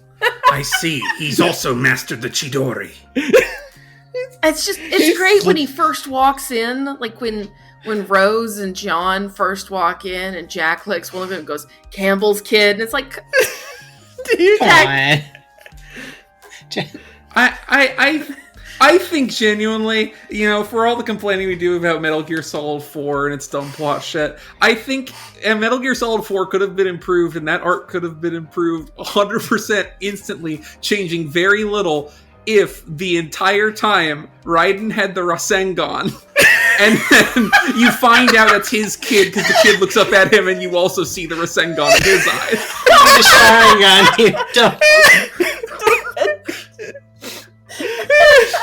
Oh right, you're right, it is a Sharingan. Kamehameha, you idiot! Look, I've watched 600 episodes of Naruto. I've never watched Naruto. I'm allowed to forget what things are called. I know, Saturn. I just thought you meant that you thought Raiden would be cooler if he could perform the Rasengan move. Yeah, that's why and then at the end of the game, nodding along. Like, no, yeah, I think Raiden should be able to do it's two things that end with "Gone" in a series that has 800 names for 15 different kinds of mystical horse shit. Be kind to me. With you. The cutscene, like it plays out, and you just see John in the background practicing the Rasengan. While you were out being a cyborg ninja, I was studying the blade. And anyway, we'll clear this up instantly. What if Raiden had the Byakugan, and then his son looks up and he also has the Byakugan? Yeah. Oh, that's extremely good. But despite all of that, we still get Raiden doing super cool cyborg ninja shit and cutting off his own arm to stop an entire boat from crushing Snake. Yeah, the thing is, because there's a problem with Metal Gear Solid 4, which is like where ideally Raiden just isn't in the video game. Like in a good version, like in a game where Metal Gear Solid 4 is a 10 out of 10, Raiden is either not in the video game or very little in the video game, or they just do something completely different with his character. Right? Yeah. But the thing is, in the version of Metal Gear Solid 4 that we got, if you took Raiden out of it, we would have nothing cool happening in any of these fucking cutscenes. Here's what I think. And this is, I think, the genuine secret trick to make Metal Gear Solid 4 unambiguously good instead of Quantum State good. Mm-hmm. Is that you have Metal Gear Solid 4 as the sequel to 1 and 3 and the original series to a certain extent. And you have an extended version of Revengeance that is made on purpose that is supposed to be the sequel to 2. You have 4.5. And those two games take place at the same time or very close to each other and are like part of a comprehensive whole, but one is the Snake game and one is the Jack game. Yeah. Because Jack's story in MGS4 is a protagonist story. Right. Yeah, and it's not a secondary character story. There's too much going on. It really makes me think that some part of the original conception of Metal Gear Solid 4, or of Metal Gear Solid Revengeance, when it was being developed by Koji Pro, is that at some point it was supposed to be the interquel game, where it's about how Raiden did his shit, and then eventually got turned into a No. But Saturn, that is its original intent. When that first trailer came out, it was meant to be an interquel before it got the Revengeance subtitle for it. When it was still called Metal Gear Solid Rising. Right. Yeah, because I think it's supposed to be that, and then they only made it Revengeance afterward because Kojima's like, look, because he was back with Revengeance. But also realistically, I think it's just Kojima going, look. I don't need you people rewriting Metal Gear Solid 4 for me retrospectively. That's my animal. You guys do a sequel. Snake is done. Like you said, Snake is done. You cannot do more Snake. You cannot do more of David Solid Snake. He's done. He's just like, look, as long as it's after 4 and you don't ever see Solid Snake's face, I don't care. Sure. I'm thinking now of a world in which if you want to cram MGS4 with callbacks and poetry, why didn't 4 start with you playing as Raiden? You do the first two. Too cool. You do the first two missions or whatever as Raiden. You play the rest of the game as Old Snake. I'll be honest. I think much like I floated the idea of having a version of MGS4 where you just played as Meryl. I think you could just also have a version of MGS4 where you play as Raiden and like have Old Snake be like the extremely painful end of the game. Yeah.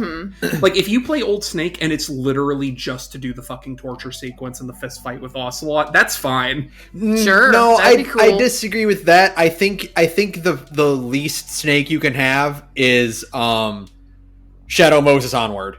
I think you at least need to play a Snake for Shadow Moses. Yeah, that's true. Shadow Moses is an extremely good part of Metal Gear Solid 4. Yeah, and I think it's like you come into Snake for Shadow Moses and for Outer Heaven, and like you, after playing the whole game as Cyborg Ninja, Stealth Master, Blade Killer, Raiden, you have to play this shitty old man. Yeah. I think that would have been great. And I think that would fit perfectly because like that's around the time that Raiden gets knocked out of commission anyway. So like, yeah, he there really you only go. shows up for the fight with Vamp and all the geckos, and like you could have played as Raiden for that, and like while Snake's covering you for backup, and then you think, okay, cool, we're back to Raiden, and then no, you're not. You get crushed under rubble, and then you have to play as Old Snake for the rest of the fucking video game. It would be really high concept, which is why I think Kojima should have done it, because that seems like extremely up his alley. But again, he had very little oversight. So yeah. But just like, whenever I try to think about like how do you fix something, you know, I always try to be like as minimal a change as possible because I don't want to be like, well, you scrap it and do the whole thing over again. Obviously, right? Like, no, I want to fix it. I think Like I one piece that's agree. given to us. I agree. It is more fun to imagine the alternate versions that could have existed, though. And I think like for it, part of it is that again, like MGS4 to again, I want to focus more on Raiden and Ocelot broadly.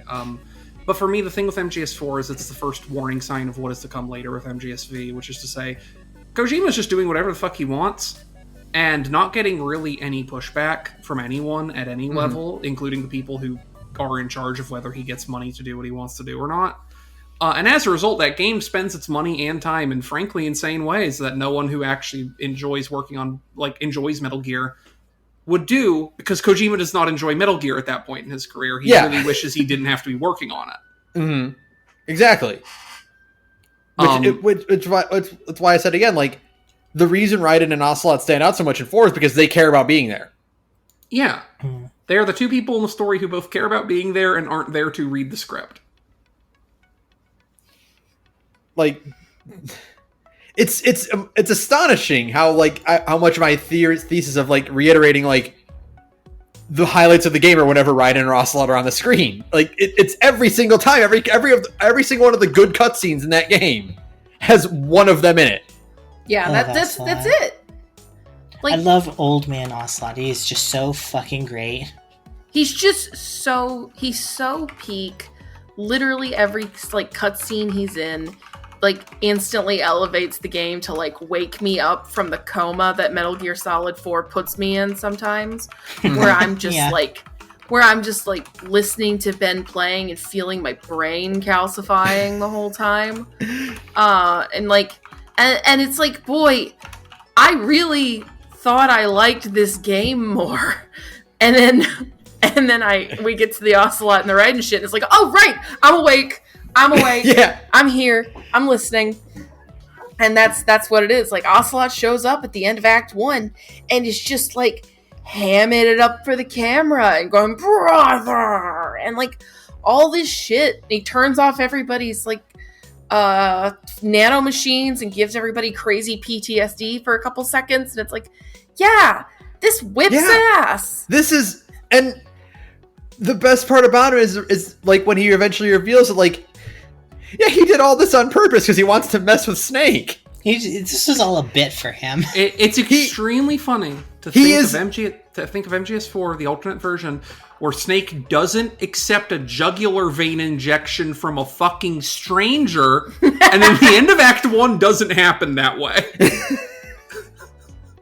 But no, Snake loves to make stupid fucking decisions. Snake's like an old, like, you know, it's like they say, Snake's like an old dog. He just kind of lets people do whatever he wants to him at this point. He's ancient. He's like, sure, fine, inject me with the shit. I don't care. It's like, okay, Snake.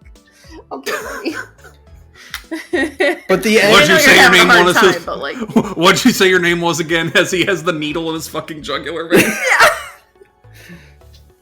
He didn't even check to see if there's anything in it. He's like, did you just inject me with air? That'll Are kill you me, gonna you give me know. an Oh, that would embolism? kill And you. it's like, maybe. That I would know. happen. That's what I'm saying. Like, did you just inject me with the air bubbles?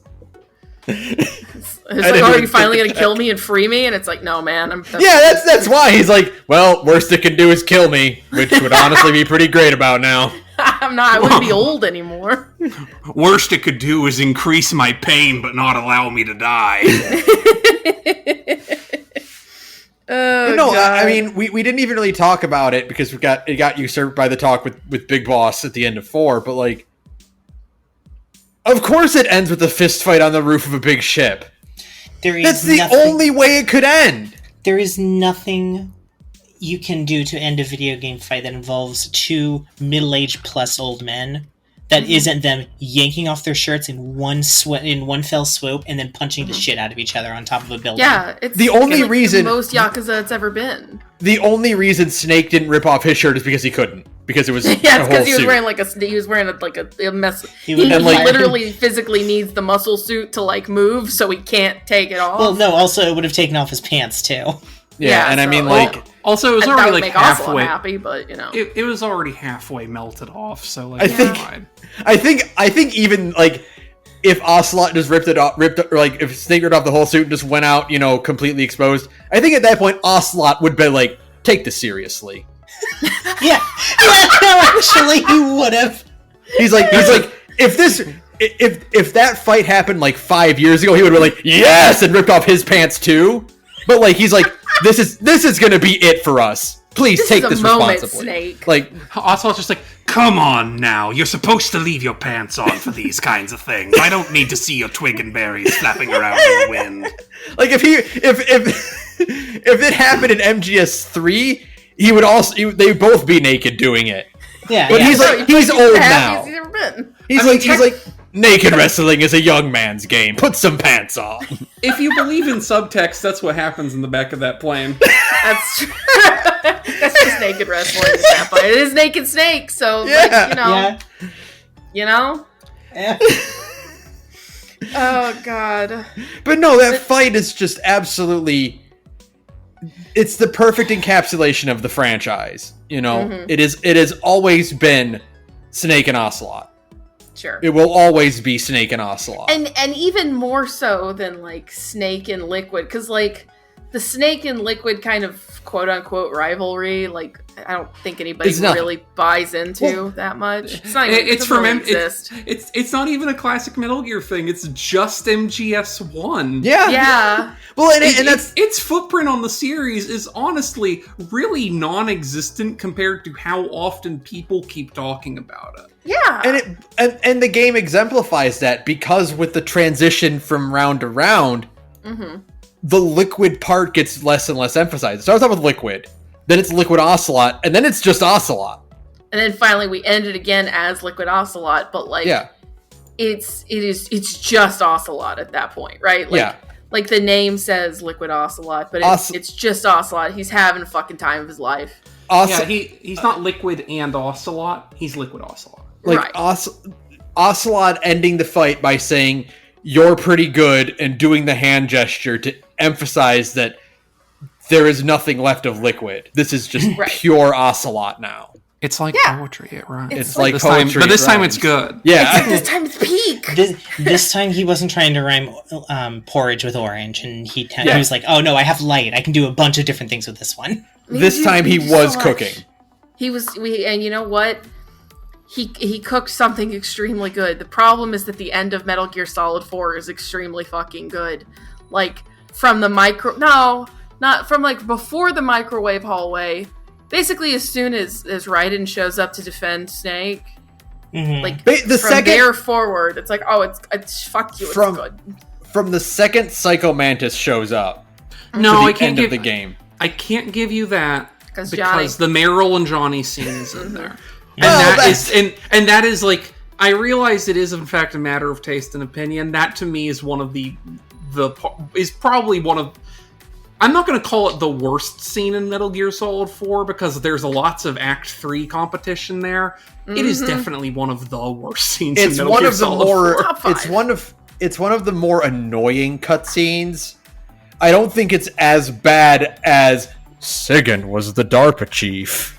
No, it's not. Because but what it does do is also just like go like, hey, you know, Meryl and Johnny Sasaki, what if we just didn't understand why you liked these characters at all and just had their character arcs resolved in some shit that doesn't matter? Which is to say, like, by the way, Johnny Sasaki has a character arc. What the fuck are you doing? What are you why does Johnny have a more successful character arc than Raiden?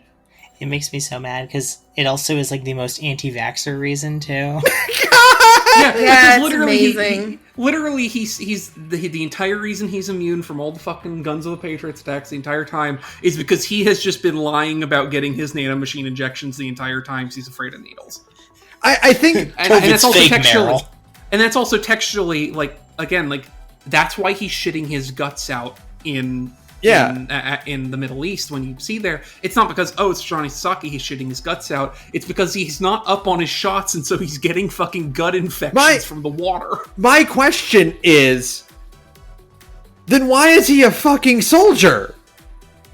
Yeah, because he has to be here because he's Johnny Sasaki, and that's a guy who shows up in these games, so he's important. It's the entire premise of the, not even in the sense of the real world, is like, yeah, when you're a soldier, you have to take your vaccines.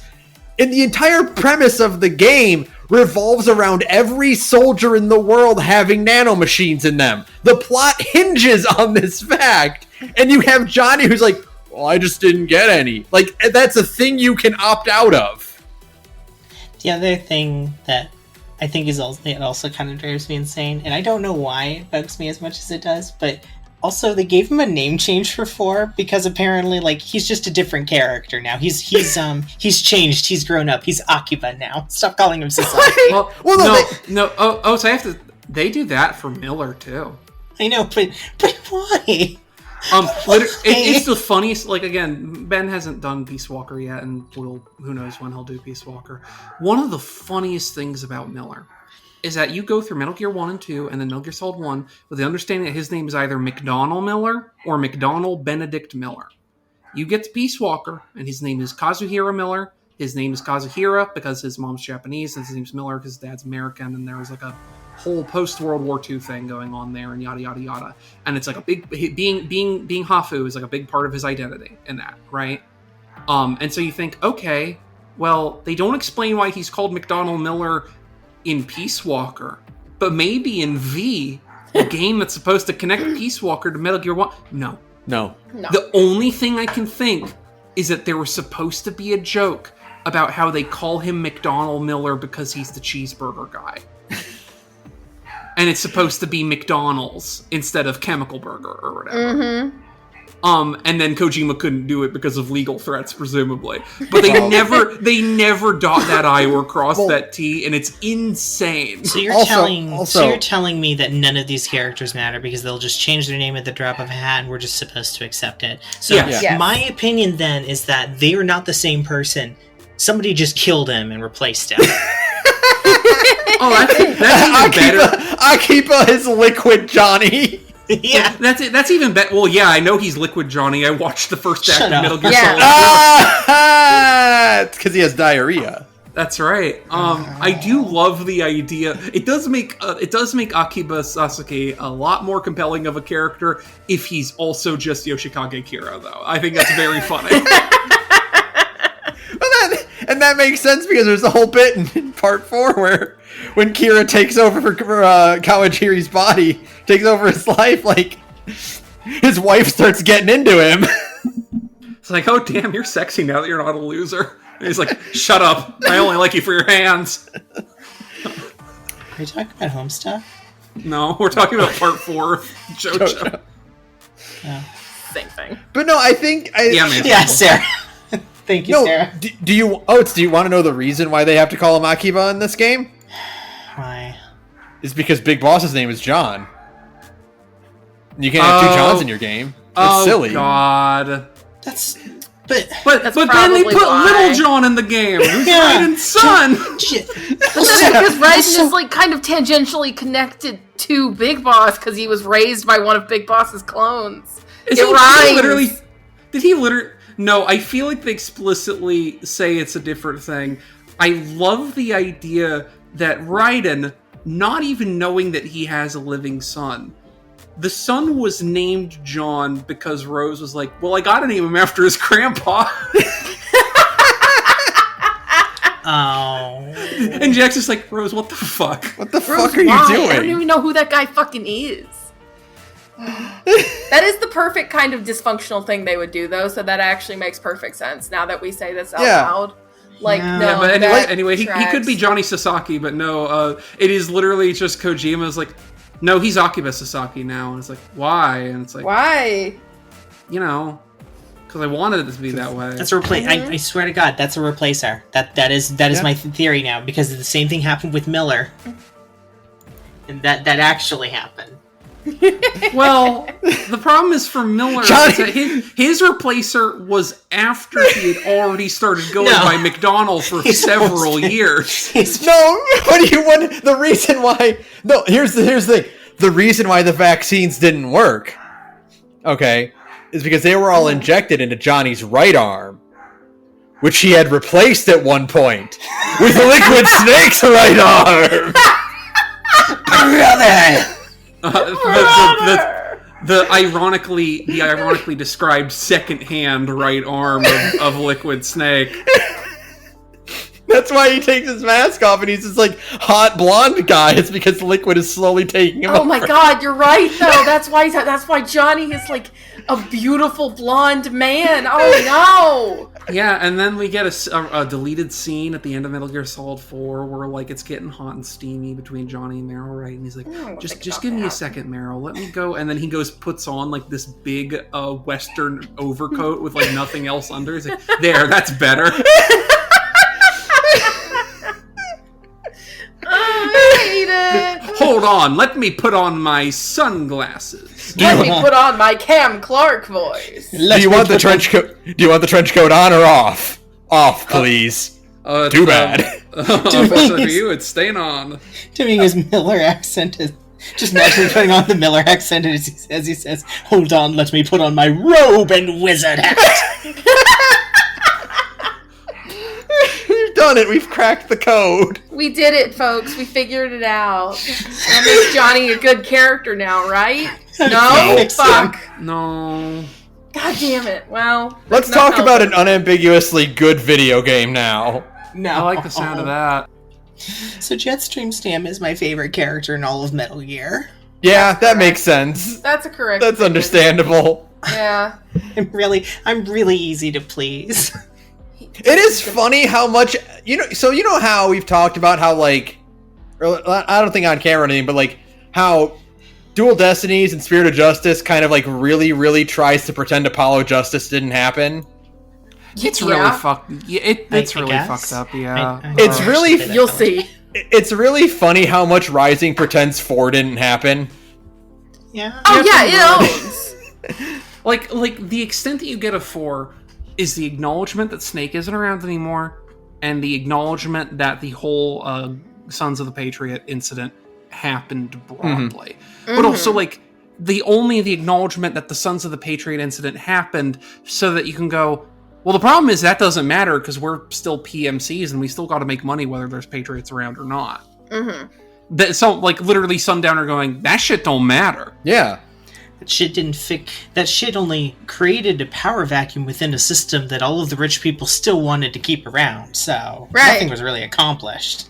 And Right, like but the rich people like the war economy. yeah, it turns out you need that for a lot of money to exchange hands. That's right.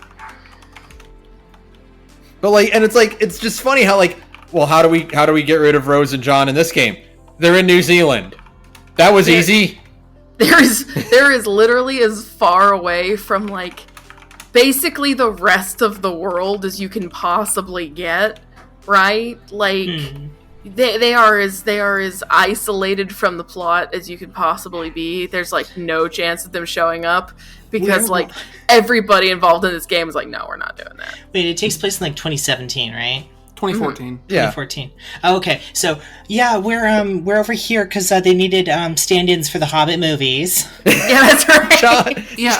little John is living his dream by being in the Lord of the Rings movie. He's a Hobbit. He's a Hobbit. Yeah, it's like They could have picked either that or Madagascar as the two places that are, you always want to start there in pandemic because it's the only way you'll ever actually infect them. Yeah, that's correct. Those airports close, it's game over. Yeah, you're done. You're never getting in. Oh god, it's just. But Rising is such a good cap on the story. Oh yes, I'm extremely happy that we decided to wrap it up with Rising. Like, you had a positive reaction to the end of 4, so it's like if we had ended on 4, then like it probably would have been okay. Like, despite 4 kind of being like a drag in most parts of it, like if we had ended on 4, it would have been okay because, like we said, we came away from the ending enjoying it a lot, right? But like. No, it's so much better to go out on Rising because, like, it just kicks ass. It's just a good game. When you have a story that's this long and this in depth and everything like that, I always love, like, if in an anime or whatever, where it's like the last episode of the series is actually entirely epilogue of like, hey, everyone's doing all right. We're just gonna pop in and check in and see how everyone's doing. Everything's good. Cool. Everything you did worked out. Sure. As Ben said during the stream, wonderful victory lap of the game. Yeah. Oh, absolutely. Yeah. It is also the thing that I like about it more so than that is that it's like, it's not just that it's a victory lap, even though it 100% is. It's also like the guy who's writing this, who is, as I recall, the person who did a lot of the radio dialogues for Peace Walker, and then funnily enough was actually like the writer on V, which is weird to think about because V is an extremely poorly written game, which which some part of me wonders how much of that is up to directorial oversight because Kojima wasn't really that involved with Revengeance after all. But part of it is like, it's not just it's a victory lap, but also like there's a lot of really compelling thematic links to Metal Gear as a series that really is Revengeance going, yeah, none of that shit matters, this is about Revengeance, but also we are trying to make something that is thematically resonant with the rest of the series too. Yeah. Like for me, the big one there is how we'll probably cover the game in more detail because it's the cool one. But like the thing at the very end where it's like, yeah, the Jack and Armstrong conflict and how Jack comes away from that is just directly a mirror of how Naked Snake walked away from the boss. Right. Like it is, he's forced to kill that person, and then has an ideological shift as a result of having to do that makes him a probably worse person, but in a way that makes sense. And it's like, that's so cool. You didn't have to do something that cool, but I noticed it was cool, and that means it's super cool. And I think the difference between the two of them, there is a lot of thematic elements to that, and there is a lot of contrast and like similarities between them. But I think what sets them apart is because the whole point of 3 is that they are calling Jack, or they're calling God, they have the same name. Big Boss and Raiden have the same name. It's like poetry, it rhymes. You know? They call John Big Boss because he surpassed the boss. They give him this meaningless title. They call him a hero, but it's this empty, hollow title they're just kind of giving to him in public. And he knows that it means nothing, right? You contrast that scene with the scene at the end with George and Sonny, where Sonny talks about how she knows that Raiden has had this horrible life, but to her, someone who actually matters a significant amount to Raiden, to her, he's always going to be a hero. Right. And to that, it means something that time. Yeah, and he doesn't get to be, and it's the sad thing, because like that would mean so much more to him, and he also doesn't get to be there to hear it. Right. It's like, my heart. Yeah, it's not, so there is definitely that connection, but I think it's a bit more, you have a bit more chance of Raiden making it out okay and like embracing the darker sides of himself and maybe not becoming a worse person as a result of it, but kind of going along a more positive outcome than Big Boss obviously had. As doomed as Big Boss was. Yeah, he's definitely not going to become Big Boss, but like, again, it is part of one like the weird kind of through lines of the game. Not this, like, I don't even think this is bad. I just think it's interesting storytelling, right? Where it's like, no, his journey is not about him overcoming his trauma from being a child soldier. It is very much him leaning into it and going, wait a minute, I can be mentally ill for justice. Yeah, and it's this. There's this great shit post I remember seeing a long time ago about the conversation between Raiden and Monsoon, where Raiden is like, it's like Monsoon is like, yeah, you could only be Jack Thurber, you could only be this force for evil who preys on the weak and the downtrodden. And he's like, yeah, you're right. And no one is weaker than people who take advantage of those who can't help themselves. And Monsoon's like, wait, what? No. And then gets put through a blender. Yeah, exactly. And then it's just the shocked Pikachu face with white lines through it.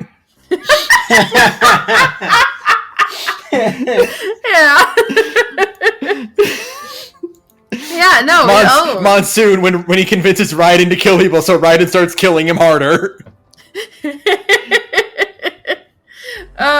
It's really good, is the thing. Like, the whole everything going on with Jack in Revengeance is just like, I don't know, that whole scene just kicks ass. The Jack's back scene is just good.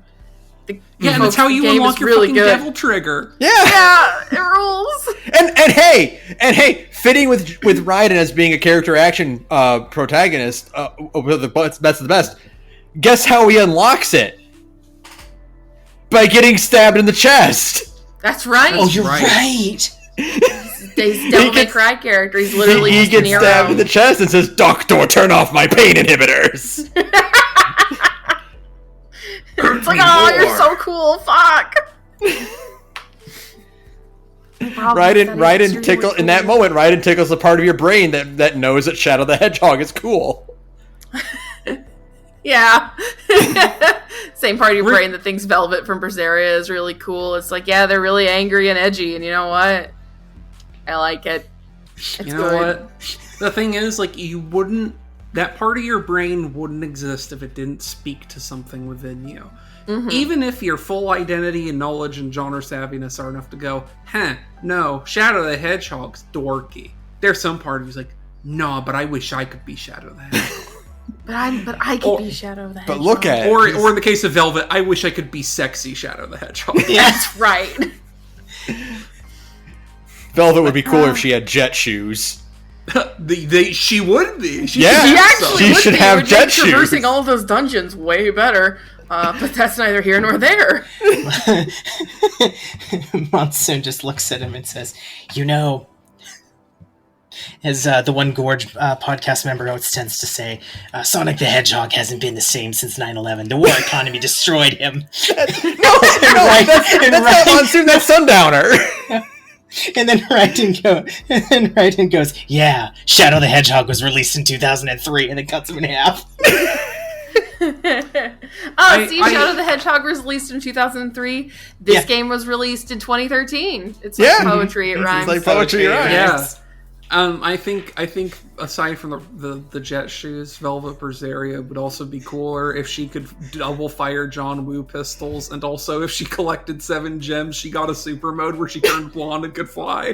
That's correct. Yeah, absolutely.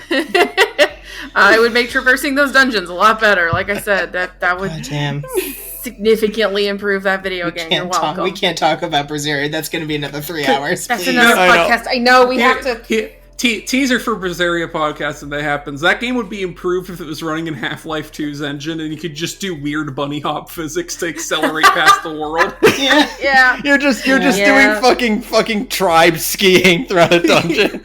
Yeah, just copping completely over the dungeon and getting straight to the boss. Velvet would be cooler if she could sticky jump. She would be. She would be. Velvet would be so much cooler if they give her shield so she could trimp. Oh, God. Rising Revengeance really is as close to a Metal Gear game as you could possibly get while still being Tales of Berseria. Yeah. Yeah, it's what true. I really like is it's kind of like what Saturn was saying. I want to go back to that earlier. Was like, yeah, this game couldn't not be a Metal Gear game, and that's what I really like about it. Is that it is about Raiden. It only has 2 returning characters throughout the entire franchise. It's about a whole new story with a whole new with thematic elements to it. But you could not replace Raiden with a generic character. And the that's plot what has makes to it cool. be. It has to be in Metal Gear. Yeah. I think it's the same thing about Peace Walker, right? That I think make those 2 games are of the same era. It's the other thing that I think it works great for Revengeance. It also works great for that game. Yeah, it's a completely new cast in a time frame that you didn't need to make a story about, but it has that one returning character, and the story doesn't work if it's not still Metal Gear. Mm-hmm. Mm-hmm. And it's like, that's what you really want for sequels to this game that aren't MGSV. It feels good, and it reminds me of the other good Metal Gear games that like 2 and 3, where it's a whole new cast of weirdos, except for 1 or 2 people who come back. Sure. And you could theoretically make it a standalone thing, but if you did, it wouldn't be as good because you need that Metal Gear to glue it together. And I think. Yeah, go ahead, Sarah. And that's the thing about it that's really interesting, though, right? Is that it is in a lot of ways, because we've been talking about Metal Gear Solid. We've been kind of bebopping around between this and Metal Gear Solid 4 and Metal Gear Solid 2. It's a thing we were complaining about Metal Gear Solid 4, is that MGS4 has way too many returning characters, and so in that way, this feels more true to the spirit of Metal Gear Solid than even the numbered Metal Gear game. Right? Because there's a handful of returning characters, but it's mostly about new characters in new situations, who are all just freaks, right? Mm-hmm. And what is Metal Gear Solid 3 but not that, right? It is only that. And they do it the best they could in Rising with returning characters, because your codec crew could have had Ocelot or Otacon there. Mm-hmm. He could have been part of that team. He got a new job and he works for the same company that Raiden works for. But I think it's for the better that it is just Raiden and Sunny. Mm-hmm. Because you don't need Ocelot there. You don't need Otacon. You don't Otacon need there. Yeah, you wish you had Ocelot. I wish Robot Ocelot was in this game. That'd be fucking amazing. The only reason you couldn't is because it would make you think less highly of how fucking insane Armstrong is. Yeah. That's true. Also, I'm gonna say it right now, Ocelot coming back would cheapen the vibes of MGS4's ending. Yeah, that's true. That's absolutely true. Like a gotcha, I just want Ocelot to be there, even if it doesn't make sense. We said this on a call the other day, but I think what you should do is that it should have just been a DLC where it's you play as Raiden in MG and Metal Gear Rising combat, and you just fight old bosses. Oh yeah. You just fight Sniper Wolf again. You would rinse all of them in 15 minutes. Yeah, but that's the fun part of it. Well, no, the problem is that it would be like Jetstream Sam's if Jetstream Sam ended and the final fight was your first fight with Raiden. Because it would just be you stomping him. Yeah. Yeah, there's no challenge to it. Okay, can we get Minstrel's Ballad VR missions? Jesus Christ. Raiden has to fight the Shagahod. Yeah. Yeah. That would be sick. Just talking to Otacon, and Otacon just going Or I have all these fun schematics for Shagahod. I decided to upgrade them. Do you want to fight it in the VR? Also, it's so I was trying to work on this VR mission, and I recreated the Shagahod encounter from my Records Virtuous mission, but I thought it would be cool if also the entire Cobra unit was there at the same time. Why? Well, you could probably beat them, right, Jack? I guess, yeah. So what you do is you get your Ocelot fight, you get your Revolver Ocelot fight from MGS1, but it's character action Ocelot. Oh. He can still do his defree shoots thing, but also he can do cool backflips. It's one guy walking towards you slowly. Yeah. And he's just Ocelot should be the only character that can both perfect parry Raiden and also get witch time. He can't. The thing is, he parried lightning before, which means he probably could parry Raiden with just like 2 shots out of his revolver. Yeah, that's For true. no It'd be god-awful sick as reason. shit. We'd all lose our minds. Is the it would be thing. fucking cool Okay. is the thing. We've all got So like baby brains. So here's the thing. Obviously, Jetstream Sam's perfect and you don't have to change him. Mm-hmm. But imagine if instead of being a Brazilian samurai, his thing is that he was a Brazilian cowboy. And he just had a revolver. And your fight with him was the revolver Ocelot fight, where he's just kicking your ass left and right while reloading a pistol. But what you do is you make him the rawhide Kobayashi guy, right? The Yeah. one You make who him like draws his gun from a scabbard, right? instead of being a Brazilian samurai, he is a Japanese cowboy.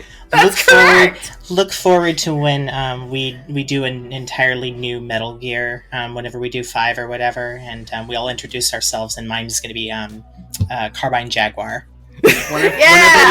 Whenever we play Fist. Yeah. Yeah, we're just gonna make our own Foxhound unit. Yeah. Oh yeah, true. that actually would be sick. Oh my That's god, actually that'd be really a good fucking idea, shit. amazing tabletop game. Now, Wait, I'm going to warn you. I might actually do that if we're going to do that. I might pick a Fortune Dark instead because Fist is kind of OSR-y. So I think it's expected that your characters could possibly just eat shit and die permanently, literally the first roll. But that's my favorite true. part. You never know. No, I want to be the decoy octopus. I promise you this. I will be the decoy octopus.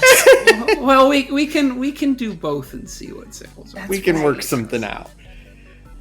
But no, like I think Japanese cowboy Jetstream Sam would have been fucking amazing. You just create this. You create the spiritual successor to Ocelot. The thing is, he kind of already was. He just was coming at it from a different angle because he was like some hot shit Brazilian who used a gun in his katana, as opposed to Ocelot, who was a hotshot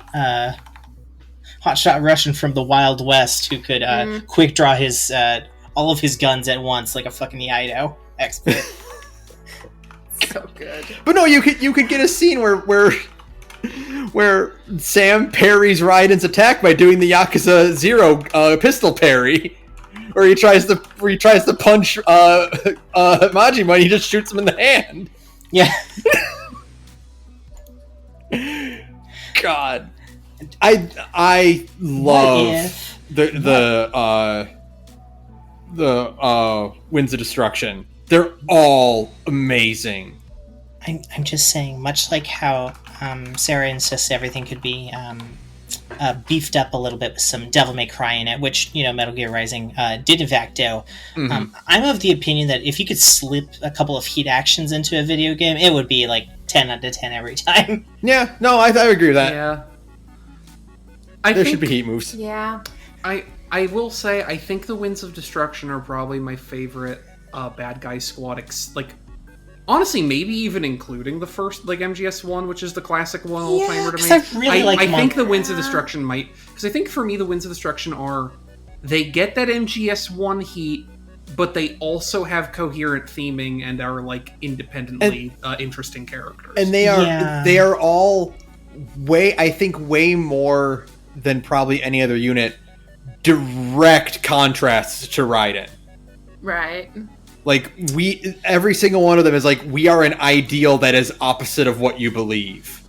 Mm-hmm. It's also funny. I wanted to see if it was possible, and I didn't end up doing this. I want to see if it was possible to do a reading where it's the Winds of Destruction, each of them, as being weird per game mirrors of Raiden, because I didn't look at this for the other one, but Mistral is definitely the MGS1 mirror of Raiden.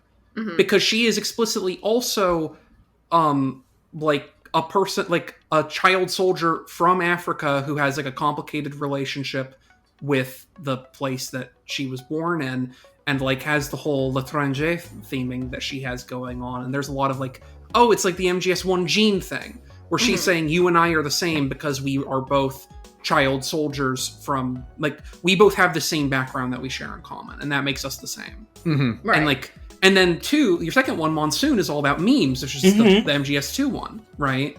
And I didn't end up going to see like, okay, so Sundowner is Sundowner scene and like Jetstream Sam, I guess would be Sense. I think that works. But like I wasn't able to ever end up like doing an actual examination of those to see if they work. But like, it's like, but like either way, it's like, oh, it's really smart. The cast is really strong. It's thematically resonant. It's like, I think it also helps that they have a much more in-depth analysis of their personality because they all have character songs. That's also true. They all do things in the plot and have dialogue. They talk to Raiden, and the things that they say to Raiden matter to Raiden and also to the story happening at large. We just finished talking about MGS4, is the reason I'm bringing this up. Yeah. They also do a thing where, like, the fighting style for each of them is made specifically to counter one aspect of all of Raiden's fighting styles. Right. Mm-hmm. What if every single boss in a game could be your Bloodborne equivalent of Father Gascoigne? Yeah, exactly. Where it's just like, no, learn the mechanic. Know what you can do, or you're not going to finish this fight, idiot. period. Yeah.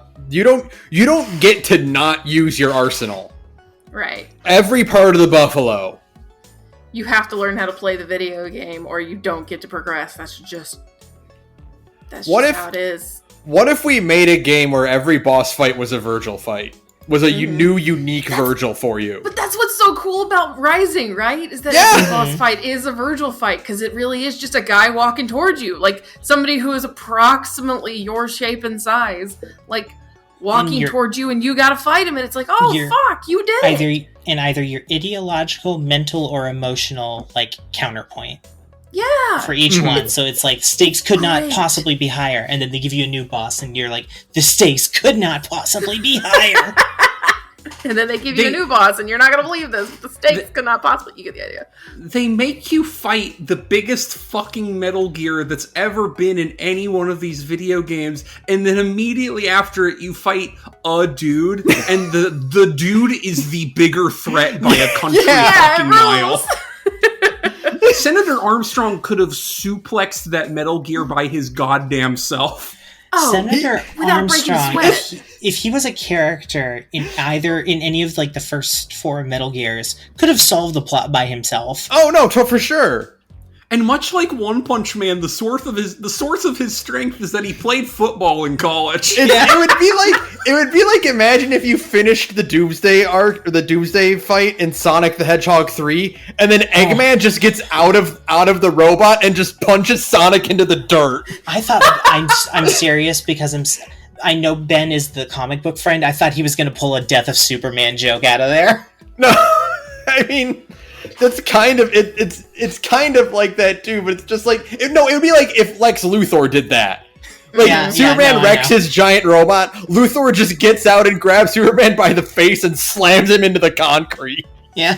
What I really like about Armstrong is that he is such like a childish conception of a big bad, because like, what if the school principal was as strong as the gym teacher, right? Mm-hmm. And then also he's doing fucking like wrestling faces when fucking Raiden does the heel turn and gives him a stunner.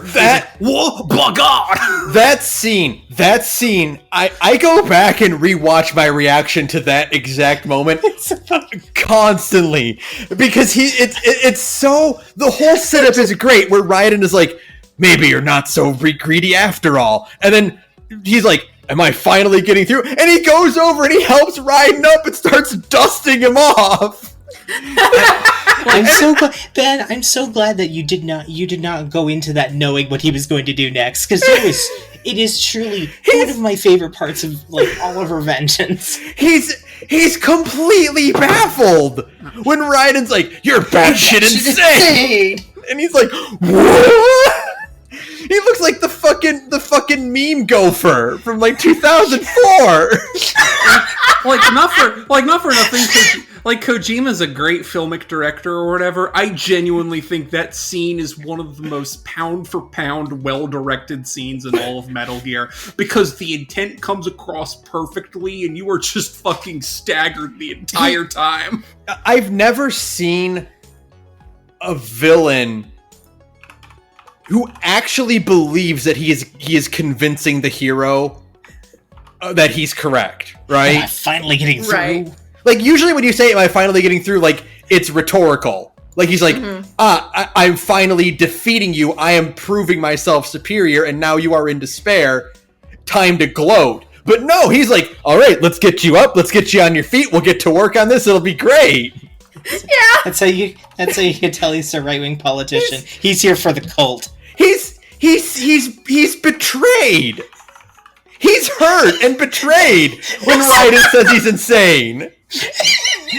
Well, like, it's one of those things, like, you have to keep in mind, and this is the thing that only, like, makes sense in retrospect. This worked on Jetstream Sam. That's the crazy thing. Yeah, that's true. This has presumably worked for literally every person who works for him, which is why he's so surprised when Ryan's like, no. He's like, what? No, you're a lunatic. No, that's not how this works. And, like, also the bit where he's like, all you're doing is setting up people to fail. Like, no one can crawl out of the darkness like this. You're setting up people who can't succeed because, they're not strong enough for that. And he's like, but you did. You pulled yourself out of this. Mm-hmm. You're proof that I am right.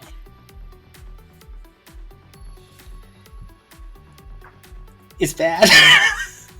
It sucks because unfortunately, we allow him to have the conversation with the one person that allows him to think he's going to die a winner. Mm-hmm. I love him. That is the beauty of Revengeance. I love Armstrong as a villain. He is so perfectly created as a Metal Gear Solid character. Like Saturn said, he is the ideological antithesis of the boss. There should be more countries. Every man should be his own... He literally says every man should be his own country or something like that. Yeah. Right? It's like, fuck. What a prick. No, every man should be his own country, and there is no such thing as society, right? Like, he do be spitting though. Everyone is a soldier, and everyone is disposable. So fucking dispose yourself and fight your neighbor, right? Yeah. Turn on PvP for every civilian. Armstrong's presidential campaign slogan is "Turn on PvP." I want you to look your neighbor in the eye and then slowly glance up and see the health bar above him. He fucking watches the Purge movie and he's like, maybe just all the time. He's so fucking stupid. Revengeance. I love this game so fucking much. It's so perfect. And the fact that he starts off with all this, like, pro-America, pro-military garbage, and he's like, the reveal that all of it is bullshit. Oh, yeah. And that his core belief is completely against everything he had recruited the Winds of Destruction for. Mm-hmm. And Raiden has a great line where he's like, how the hell did you get elected? He's like, well, I don't write my own speeches. Yeah, it's awesome. The problem is, and I think I've come around, like, I don't think anything's ever going to unseat Metal Gear Solid 3. But on the day where I am feeling particularly like a Kojima hater, I think there's a compelling argument to make that Revengeance might be the best Metal Gear game, which is great because it's not even really a Metal Gear game, but also it's the most Metal Gear game there could possibly be. It's like, the thing is that, like, it's like significantly shorter than basically every other Metal Gear game that was played on stream. Yeah. So it's like, it's condensed Metal Gear. You're freebasing it. Tim Rogers' voice. Metal Gear Revengeance. is more Metal Gear Solid 1 than Metal Gear Solid 1. It's so true. That's the thing. Like, Yeah. because it's so much shorter and like, but it's so just fucking jam packed with stuff, right?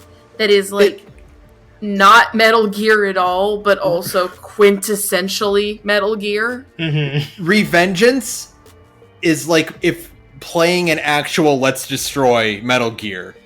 Because it is just the villains pop up, they yell their ideas, and then Raiden kills them. And everybody has extremely sick fucking music and awesome designs. You know, like the best game ever, basically. There's no reason for that soundtrack to go so hard. It's fine. Between like 4 Metal Gears on foot? 5? Between like this and Nier Automata, 2010s was really just the decade of, if you give your franchise the platinum, there's a chance they'll just make it better, like instantly. They'll fix it for you. By making it a platinum game. And the thing I wish that could still it be was true a for fluke. I think Yeah, the and- problem is that it might have just been a fluke. Well, that's the true. That's the true poetry. As much like Hideo Kojima, every good decision they made was on accident. Yeah, Yeah, actually. the thing is that Platinum, much like Hideo Kojima, like needs there to be an outside factor, right? Because like Rising is mitigated by being a Metal Gear thing, right? Right. Mm-hmm. And Nier Automata is mitigated by being a Square Enix thing. And Devastation, their only other good third party tie-in title bullshit. Mm-hmm. They only got off the ground because they had to deal with Hasbro mandates for like every portion of the story. And Yeah, it's because that like- wasn't their only Activision contract game, and all their other Activision contract games were real bad. Mm-hmm.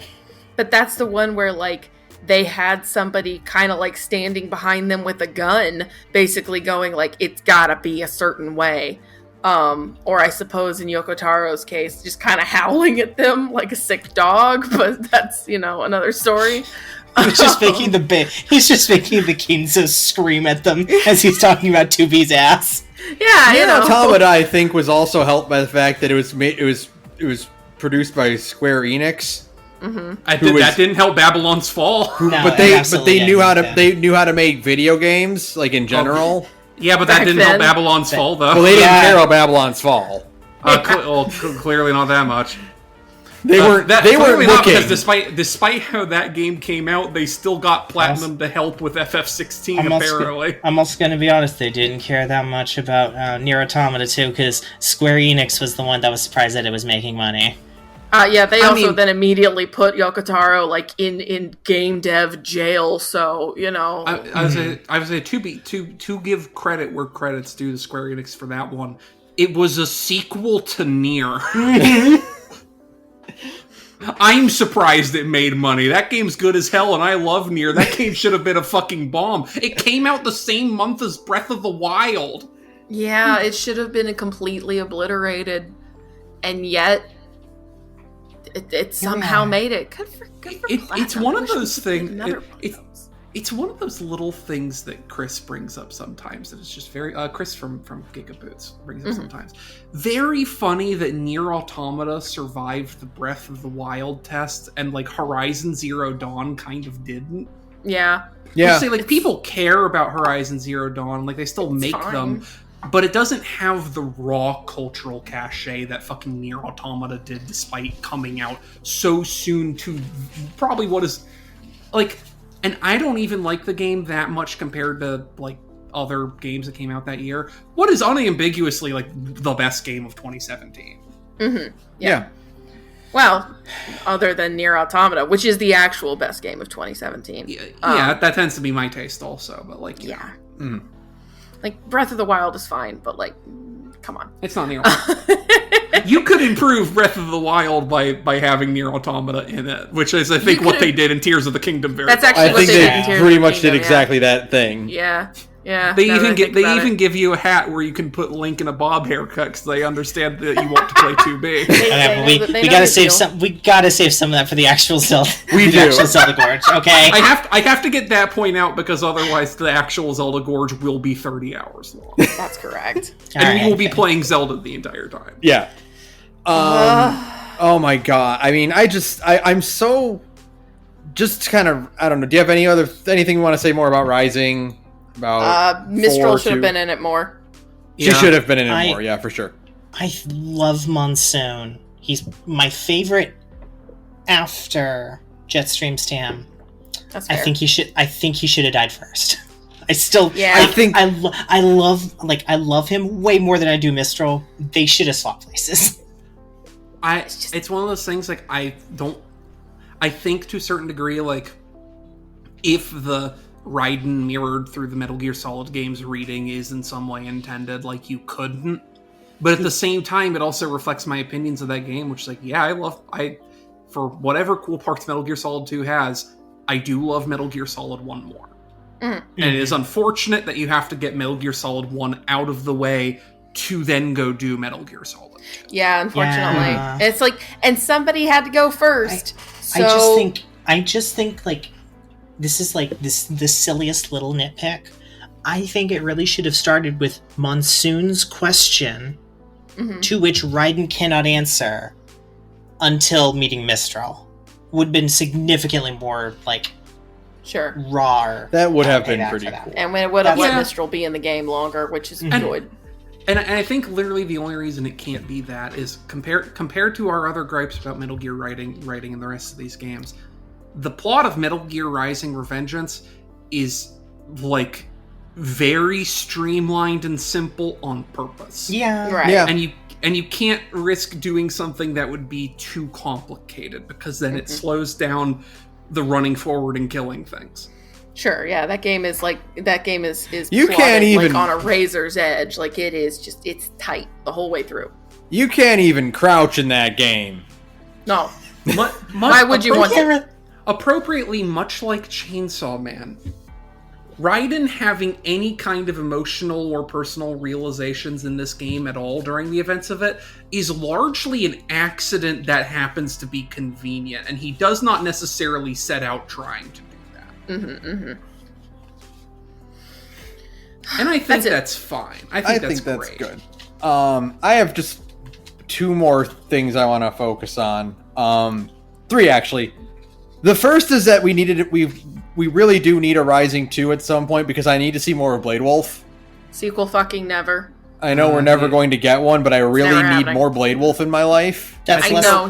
I think that'll he's so probably come cool. out I think that'll probably come out the same year as Beyond Good and Evil 2. Yeah. Now that This Saturn, will now, share a that, release window, yeah. now that Saturn has watched it, about as likely as Bakuna Season 2. I was going to say at least real Bakuno still exists, and I remember there hasn't been a new chapter in like 7 years. No. Yeah. The second is that we touched on it briefly, but like Sunny is the best pick for the other returning character easily. I was genuinely overjoyed to see her being happy and excited. I know. I'm very happy to see Sunny and just her being like, happy herself and like well adjusted. They didn't put me in the egg mines. This PMC rules. This rules. Now I don't have to put up with my 2 horrible dads making fun of my cooking, even though I'm the only person in my family who cooks. I joked, a lot about Snake and Hal being bad dads because they really do ignore her a lot, and it's not entirely fair because the scenes we see them act in are very tense situations in which Snake and Hal do not have the energy or wherewithal to, accommodate her at the moment. Like they are dealing with a lot of shit. Snake has nanomachine cancer. Like Snake is actively dying and cannot currently be emotionally available for his autistic 8-year-old. I'm sorry. They both of them are already not very good at interpersonal relationships. On a good day, they are. We only ever see Sunny when things are bad in MGS4, basically.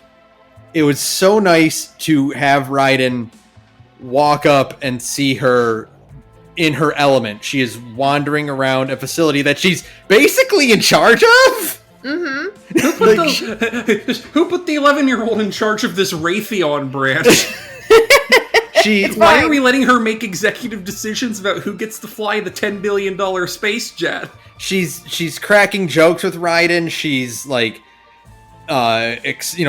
giving a science lecture about the nature of the thing she's working on. She's got the headphones, and she's got like the oil on her face, like she's just gotten done actually doing the work. It is like, honestly, it's my only real standing criticism of Revengeance, because like, on one hand, I am very glad that we do get these scenes. Like, here's Sunny in her element and thriving or whatever, as much as Sunny can. On the other hand, I feel like they instantly forget that she's 11 years old the second they start having to write her with things to do or having a place in the story. Yeah. Because the girl is 11 years old. And, like, aside from having the insane amounts of responsibility and clout and whatever else that she does have, she also doesn't really, like, even for a smart and aware and put-together 11-year-old, doesn't talk like one. And we have to remember that Sunny is basically Lane from Serial Experiments Lane and is the most autistic human being you have literally ever met. She could pilot a Gundam with her mind. I think it fits. It's not too egregious because she's in Revengeance.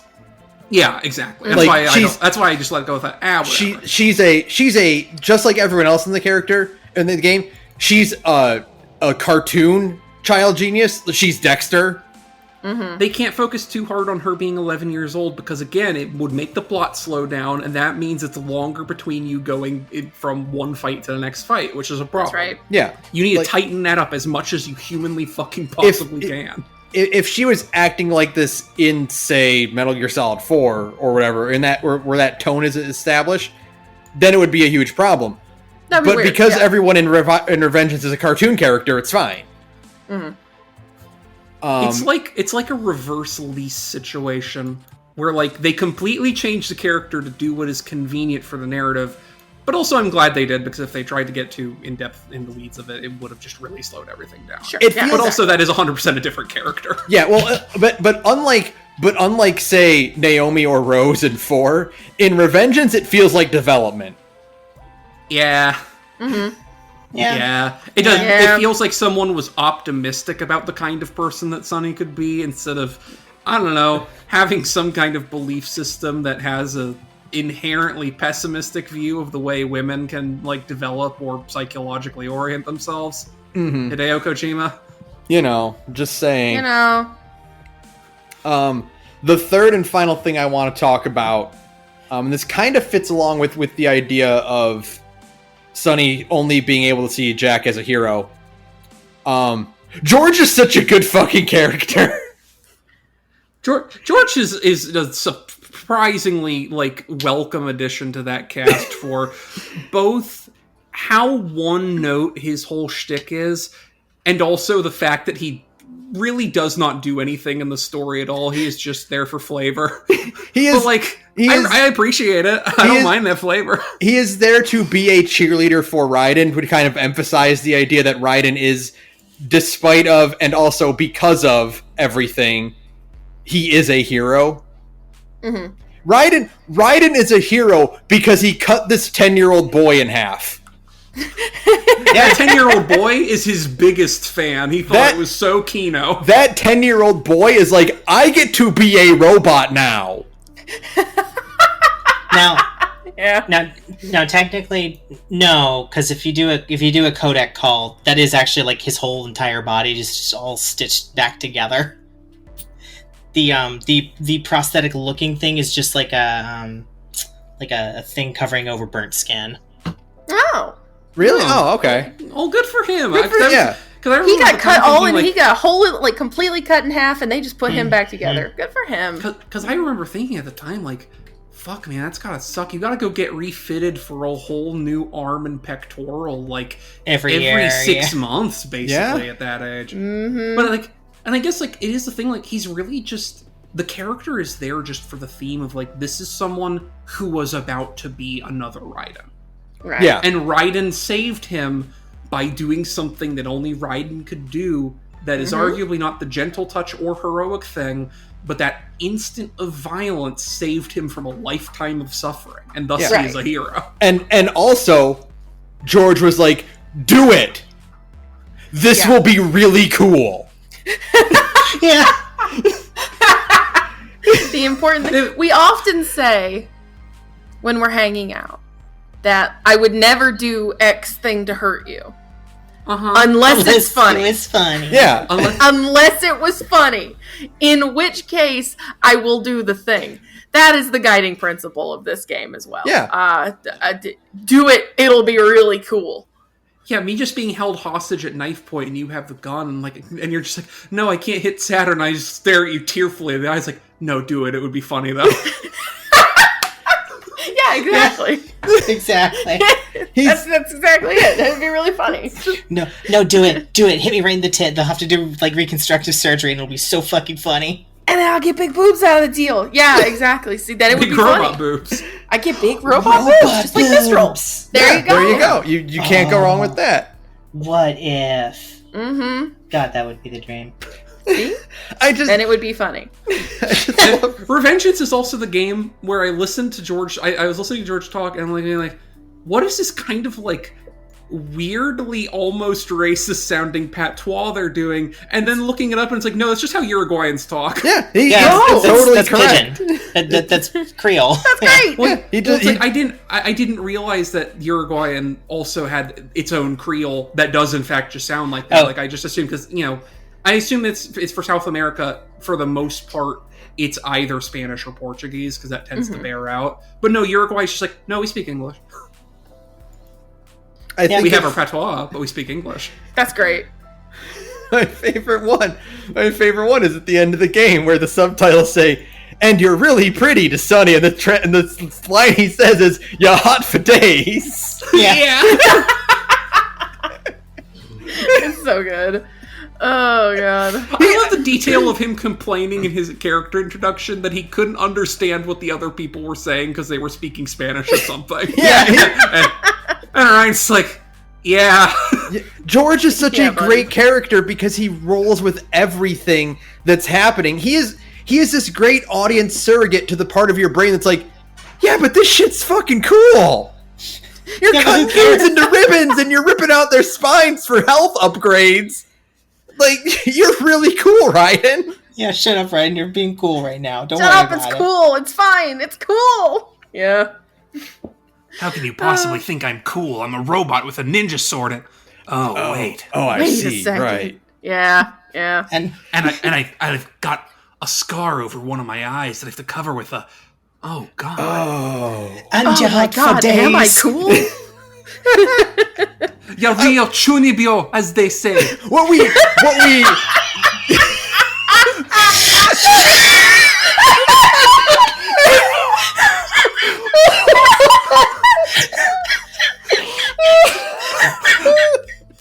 I'll be honest, George, I don't like that you know what that word means.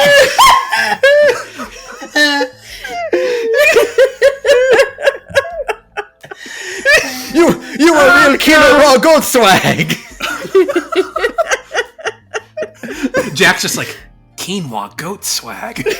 What we some sort of needed, sandwich? what now I'm wishing we could have gotten is we should have gotten a single conversation between George and Little John. Where they just talk about Shoonie shit together. Just like We just need to get the No More Heroes 3 mission integral thing where it's just George and Little John talking about arcs of Naruto. Sometimes folded steel. George, for, like the final cutscene. Like I get why it's this cool thing of like Raiden like in a suit like doing mercenary stuff again. It should have been Raiden bringing George back to their house in New Zealand, and George just walks into John's room that's covered in Naruto and My Hero Academia posters, and they immediately get into it. Like you see Raiden cringing, and then the camera cuts to George, and his eyes are glittering. Yeah. Yeah. The happiest he's ever been. Yeah. Oh, George God. deserves that. been fucking great. Oh my god, I love Rising so much. It's just the perfect epilogue. Unfortunately, this is 2018, so it means that we also get the bit where Raiden's like, John likes this anime stuff. Maybe I should try it out. I wonder what's popular. On Netflix, there's this thing called Devilman Crybaby. No! Watch that. No! and Raiden's just like, I think I need to get little John to stop watching anime. Yeah, that's I gotta exactly tell little right. John stop watching anime. Yeah. Oh god. Okay. Christ. All right. Let's get us out of here. I think I'm good. Anyone have any final thoughts about the Metal Gear Solid franchise as a whole? I've turned into a good. Kojima hater. No, I'm more of a Kojima lover at the end of all of this. I think I have been. My problem is like I do love him is the thing, but the month of May has also. We cannot say for certain whether Saturn loves or hates Hideo Kojima. We cannot say for certain whether or not Kojima loves or hates women. I can actually I say know for that one certain for a one way fact. or the other.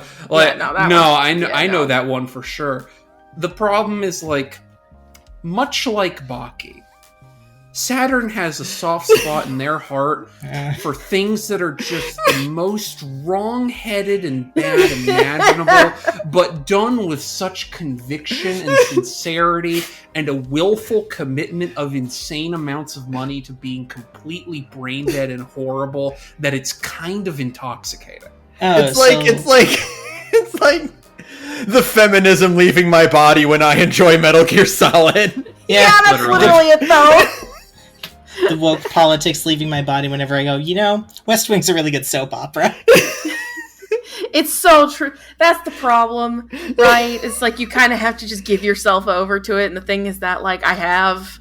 Like, I acknowledge they didn't have to do their cool handshake over Emma's still warm corpse. However, the handshake was extremely cool. So, like, so cool and stupid. I think the way it's wrapped around for me is that I've gone from loving Hideo Kojima's stuff kind of uncritically, which is kind of my arc in high school, to I love Hideo Kojima's games in the same way that I love a Neil Breen movie. Which is not to, like, compare them so directly as say Kojima is, like, grossly incompetent the way that Neil Breen is. But there are things in it that are so bad and horrible and stupid that could only be possible to be made by a person who does not think normal and has more money than sense. And I love that for him. Yeah, it's like they're just... The thing is that it goes back to Death Stranding too, which is also just, like, insane and bad, and I need to finish it, but also it's good, right? Like, it's that... They literally don't make them like this anymore. Right? Kojima's the only one out there still making them like this. Because they won't let Yoko Taro make another fucking Nier game. I will criticize and point out the horrible shit in these franchises, right? Sure. I don't want to though.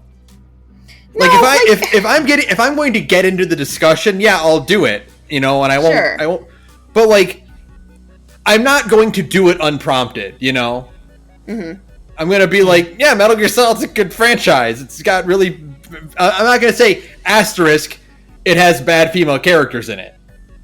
I just like Metal Gear Solid.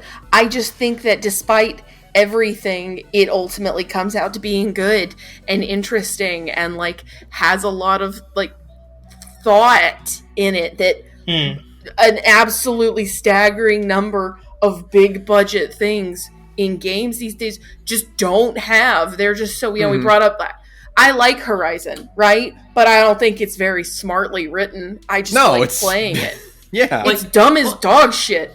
And it is intentionally, just to continue using Horizon kind of as just a example, it is kind of lower common denominator writing, right? It's very kind of glossed over. It's very like, this is just a game plot. There's no kind of weirder higher shit going on. There's no, like, you can obviously tell, like, there's no hand of a writer present. There's nothing. Right? There's nothing that makes you lean back in your chair and go, "Huh."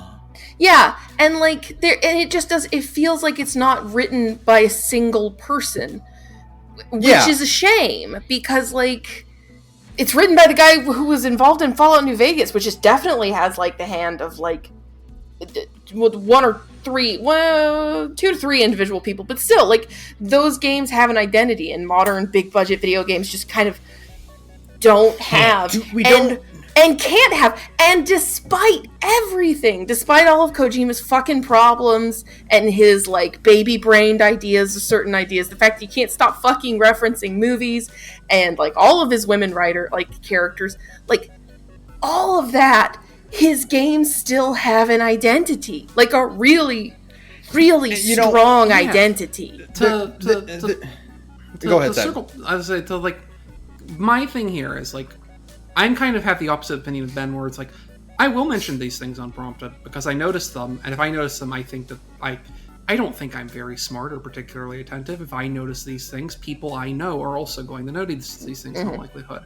But the reason I mention them is because, again, like, let's say my comparison here is like Fate Stay Night, right? Like, sure. Fate Stay Night owns Bones. It's got like more than one rape scene in it, and it's got like the horrible shit with the girl getting the worms in her pussy or whatever, and that kind of thing ruined Metal Gear Solid V for me, but it didn't ruin Fate for me. Fate owns Bones. Yeah. Right.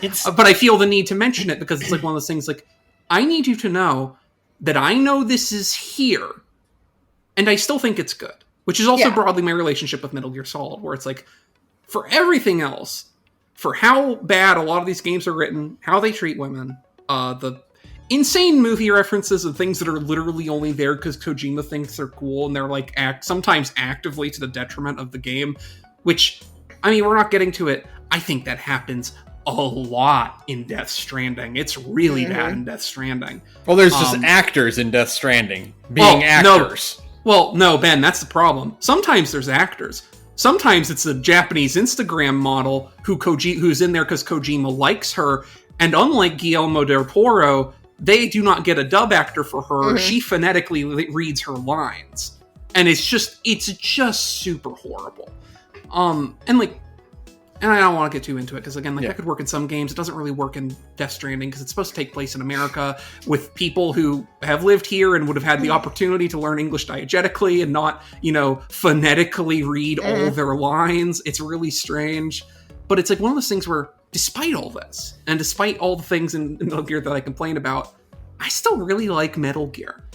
And, like, for the fact that most of Metal Gear Solid and our podcast and the streams has been me talking about, like, what just a wretched pile of dog shit Metal Gear Solid 4 is, that game still, like, averages out to an 8. That game's still in the quantum 4 to 12 state. It's impossible to say whether or not Metal Gear Solid 4 is good or bad. I was rewatching the stream, and I want to reiterate, Kojima submitted only half of his work, but he did so much extra credit that he still gets an A. Right. Exactly. It's like one of those things where, and I try not to be so pessimistic about my critique, because I realize I don't like being a hater. It's just kind of how I look at things. But for me, if I get really involved in explaining the specific ways in which something is a problem for me, like really into the nitty-gritty of why this or that doesn't work, it's because I like it. And I just don't really have interesting things to say about the stuff that I like because it's good. And what else do you need to say except that it's good? Because if Metal Gear Solid was bad, I just go, yeah, that game sucks and it's stupid. And I wouldn't have anything else to say about it.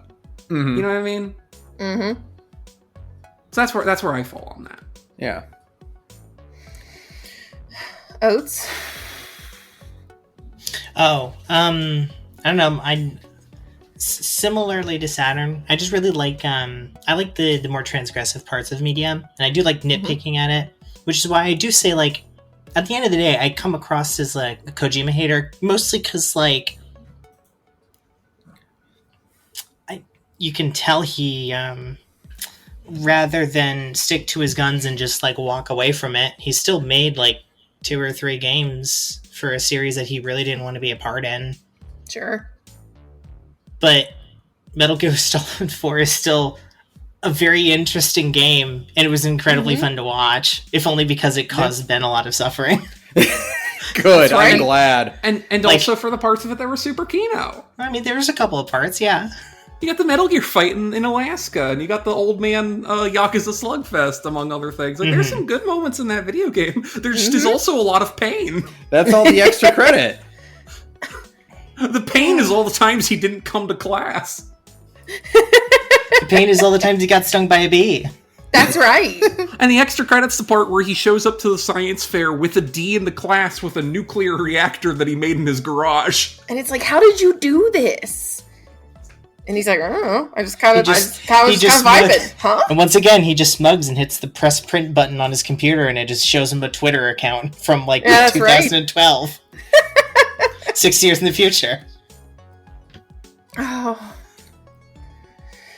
I only have one more quick thing. It's about the series as a whole. There's been this push lately about like trying not lately, but like for a while now, of like trying not to accredit an entire thing to one person. Sure. And yeah, I agree with that. Where it's like, yeah, obviously a lot of hands went into making these products, right? But you can't deny the touch that a single creative mind can put on something. Sure. And it is the difference between, like Sarah said, a Hideo Kojima project and Horizon. Which there is no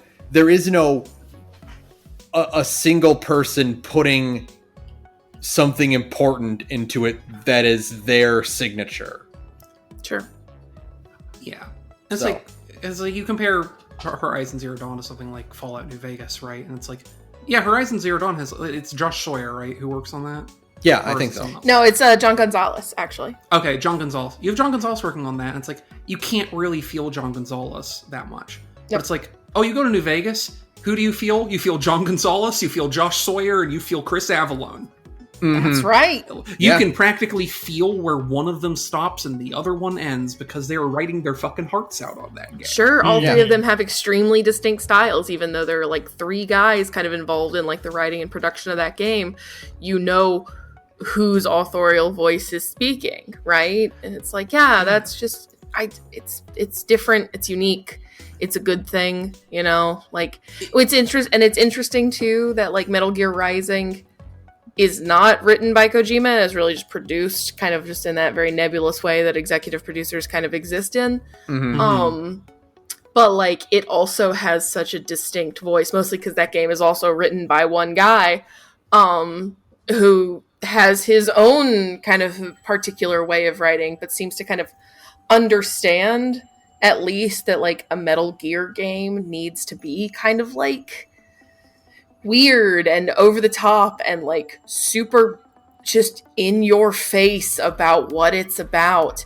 And if you just kind of wear all of that shit on your sleeve, then you kind of accidentally do like big capital P politics talk, right? Right. Even without necessarily trying. And that's what all of the shit with Armstrong really is. Like that Metal Gear Solid Rising kind of continues to have a hold on people because one, it's extremely fucking cool, but two, it has like the main villain is a fucking American senator, right? Yeah. Despite Kojima not being on this one, his Nostradamus curse carries forward. It's great. Yeah. And like it is one of those things where like for the value that auteur theory has and whether or not it's a good thing, which, you know, jury's out. I think there's pros and cons, whatever. I have a history degree. I have some doubts about great man theories in general. It tends to be kind of, reductive and whatever. But it is ultimately a thing, like, part of the Metal Gear series and part of its really unique character that it has is that a lot, like, obviously, like, oh yeah, Kojima games, whatever. But like, there's some big like creative decisions that are made that are specifically like remarkable because they're places where the touch of Kojima is peeled back either passively or by force, right? Where it's like, oh yeah, the part of the reason why the boss whips is because Kojima had people trying to stop him from doing stupid things. And it's like, it is still interesting, and like, it's one of those like, oh, capitalism subsumes all critiques of itself kind of things, where it's like, yeah, you can push back on auteur theory all you want, but also, like, a significant part of Metal Gear is either this is a stupid idea Kojima had that's, like, insane and cool, or this thing is insane and cool because Kojima had a different idea and we had to do everything in our power to stop him. Ultimately, it's either you let him cook or you strip it down to its bare bones because he put too much fucking banana peels on it.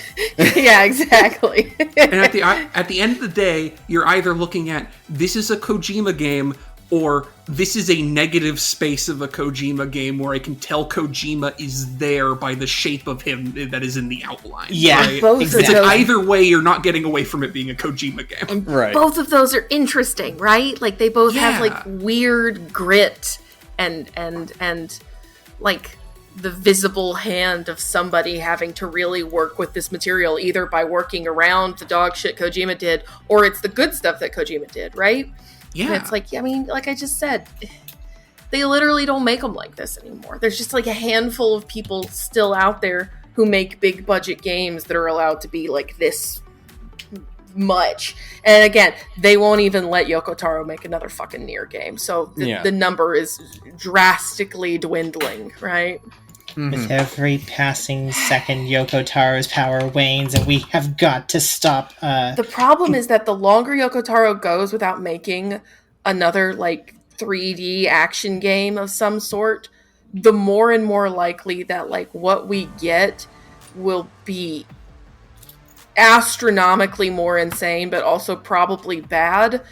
But, like, in a good, like, another Drakengard is what I'm saying. The likelihood of us getting another Drakengard 1 gets higher every single year Yoko Taro is not allowed to make another 3D action game, right? Now I have some faith, and I'll tell you why.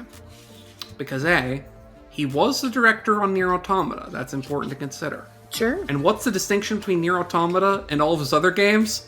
Is this All good of his point? other shit was made by Kavia, who have no money and are also extremely bad.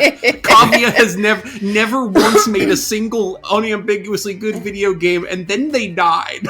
That's right. So I think the answer is it is really ultimately dependent on who that guy gets saddled with for whenever he's allowed out of the mines to make a real video game that isn't a gacha or like some weird card-based RPG. They get Taro again. One last chance with Platinum. And he turns Bayonetta 4 right the fuck around. Yeah, already makes it the most Kino thing you've ever played in your entire life. Yeah, exactly. No. Okay, go. I'm sorry. I just like the idea of Bayonetta 4 finally releasing, and then the title washes away to reveal Drakengard 5, the search for Drakengard 4. No, so I have to stress, what he does is he's like, alright, yeah, I'll make Bayonetta 4. And Bayonetta 4 is somehow, some way, the prequel to Drakengard 1 that ties Bayonetta and Nier and Drakengard into the same franchise. Yeah! We're back, baby! I want so this. back! I want this, but I want Bayonetta to act exactly the same throughout the entire game. Oh, no, obviously. And Totally, she's- yeah. I want it to have the same tone and atmosphere of like a Nier or a Drakengard, but Bayonetta is just there like posing and bending all around and like flaunting in the background of every That's cutscene. correct. Well, Ben, what you're describing is Drakengard 3. Yeah. Like, Which Yeah. is that is Bayonetta zero. 4, Bayonetta 4, just halfway through the game, the Drakengard 3 characters show back up, and it just starts doing literally a chapter from Drakengard 3, like beat for beat, but now Bayonetta is there and you play as Bayonetta, and that's just how the rest of that game goes. Perfect. Okay. I think we Okay, saved we're Metal extremely Gear off with that. topic, so that's I think we fine. did, yeah. My takeaway from this is that you can make a good new Metal Gear game by letting Yoko Taro direct it. That's That's right. There you go. correct. Konami, All you right. can have that one for free. All right, we got to wrap this up, though. Please. Get me out of here. Thank you to Adventuria for use of background music. Follow me on Twitter at The Gorge Podcast. Follow Sara at radioinactivity. You can email us at thegorgepodcast.bsky.social. It's Saturn. You want to plug your stuff? Yeah, you can find me at The Future Rules on Twitter, Tumblr, and cohost.org. And eventually, if I can get this domain name shit working correctly and my web hosting working, you'll also be able to find some of my work, hopefully, and maybe eventually other things I'm doing at mystery.systems, excuse me. Nice. You can find me at Othar Tryggvason Tumblr. And if you can't spell that, then that's too fucking bad. That's the test you have to pass. That's right. That's the challenge. All right. Fuck Kojima. Fuck Kojima. At the end of the day. At the end of it all. At the end of it all. Fuck Kojima. Fuck Kojima, and also, fuck Kojima? No. Fuck Kojima. Fucking Kojima. I would never in my life want to fuck Otacon. Why would I ever want to fuck Kojima? Fuck Kojima. Good night, everyone. Kojima. Good night, Good everyone. night, everyone.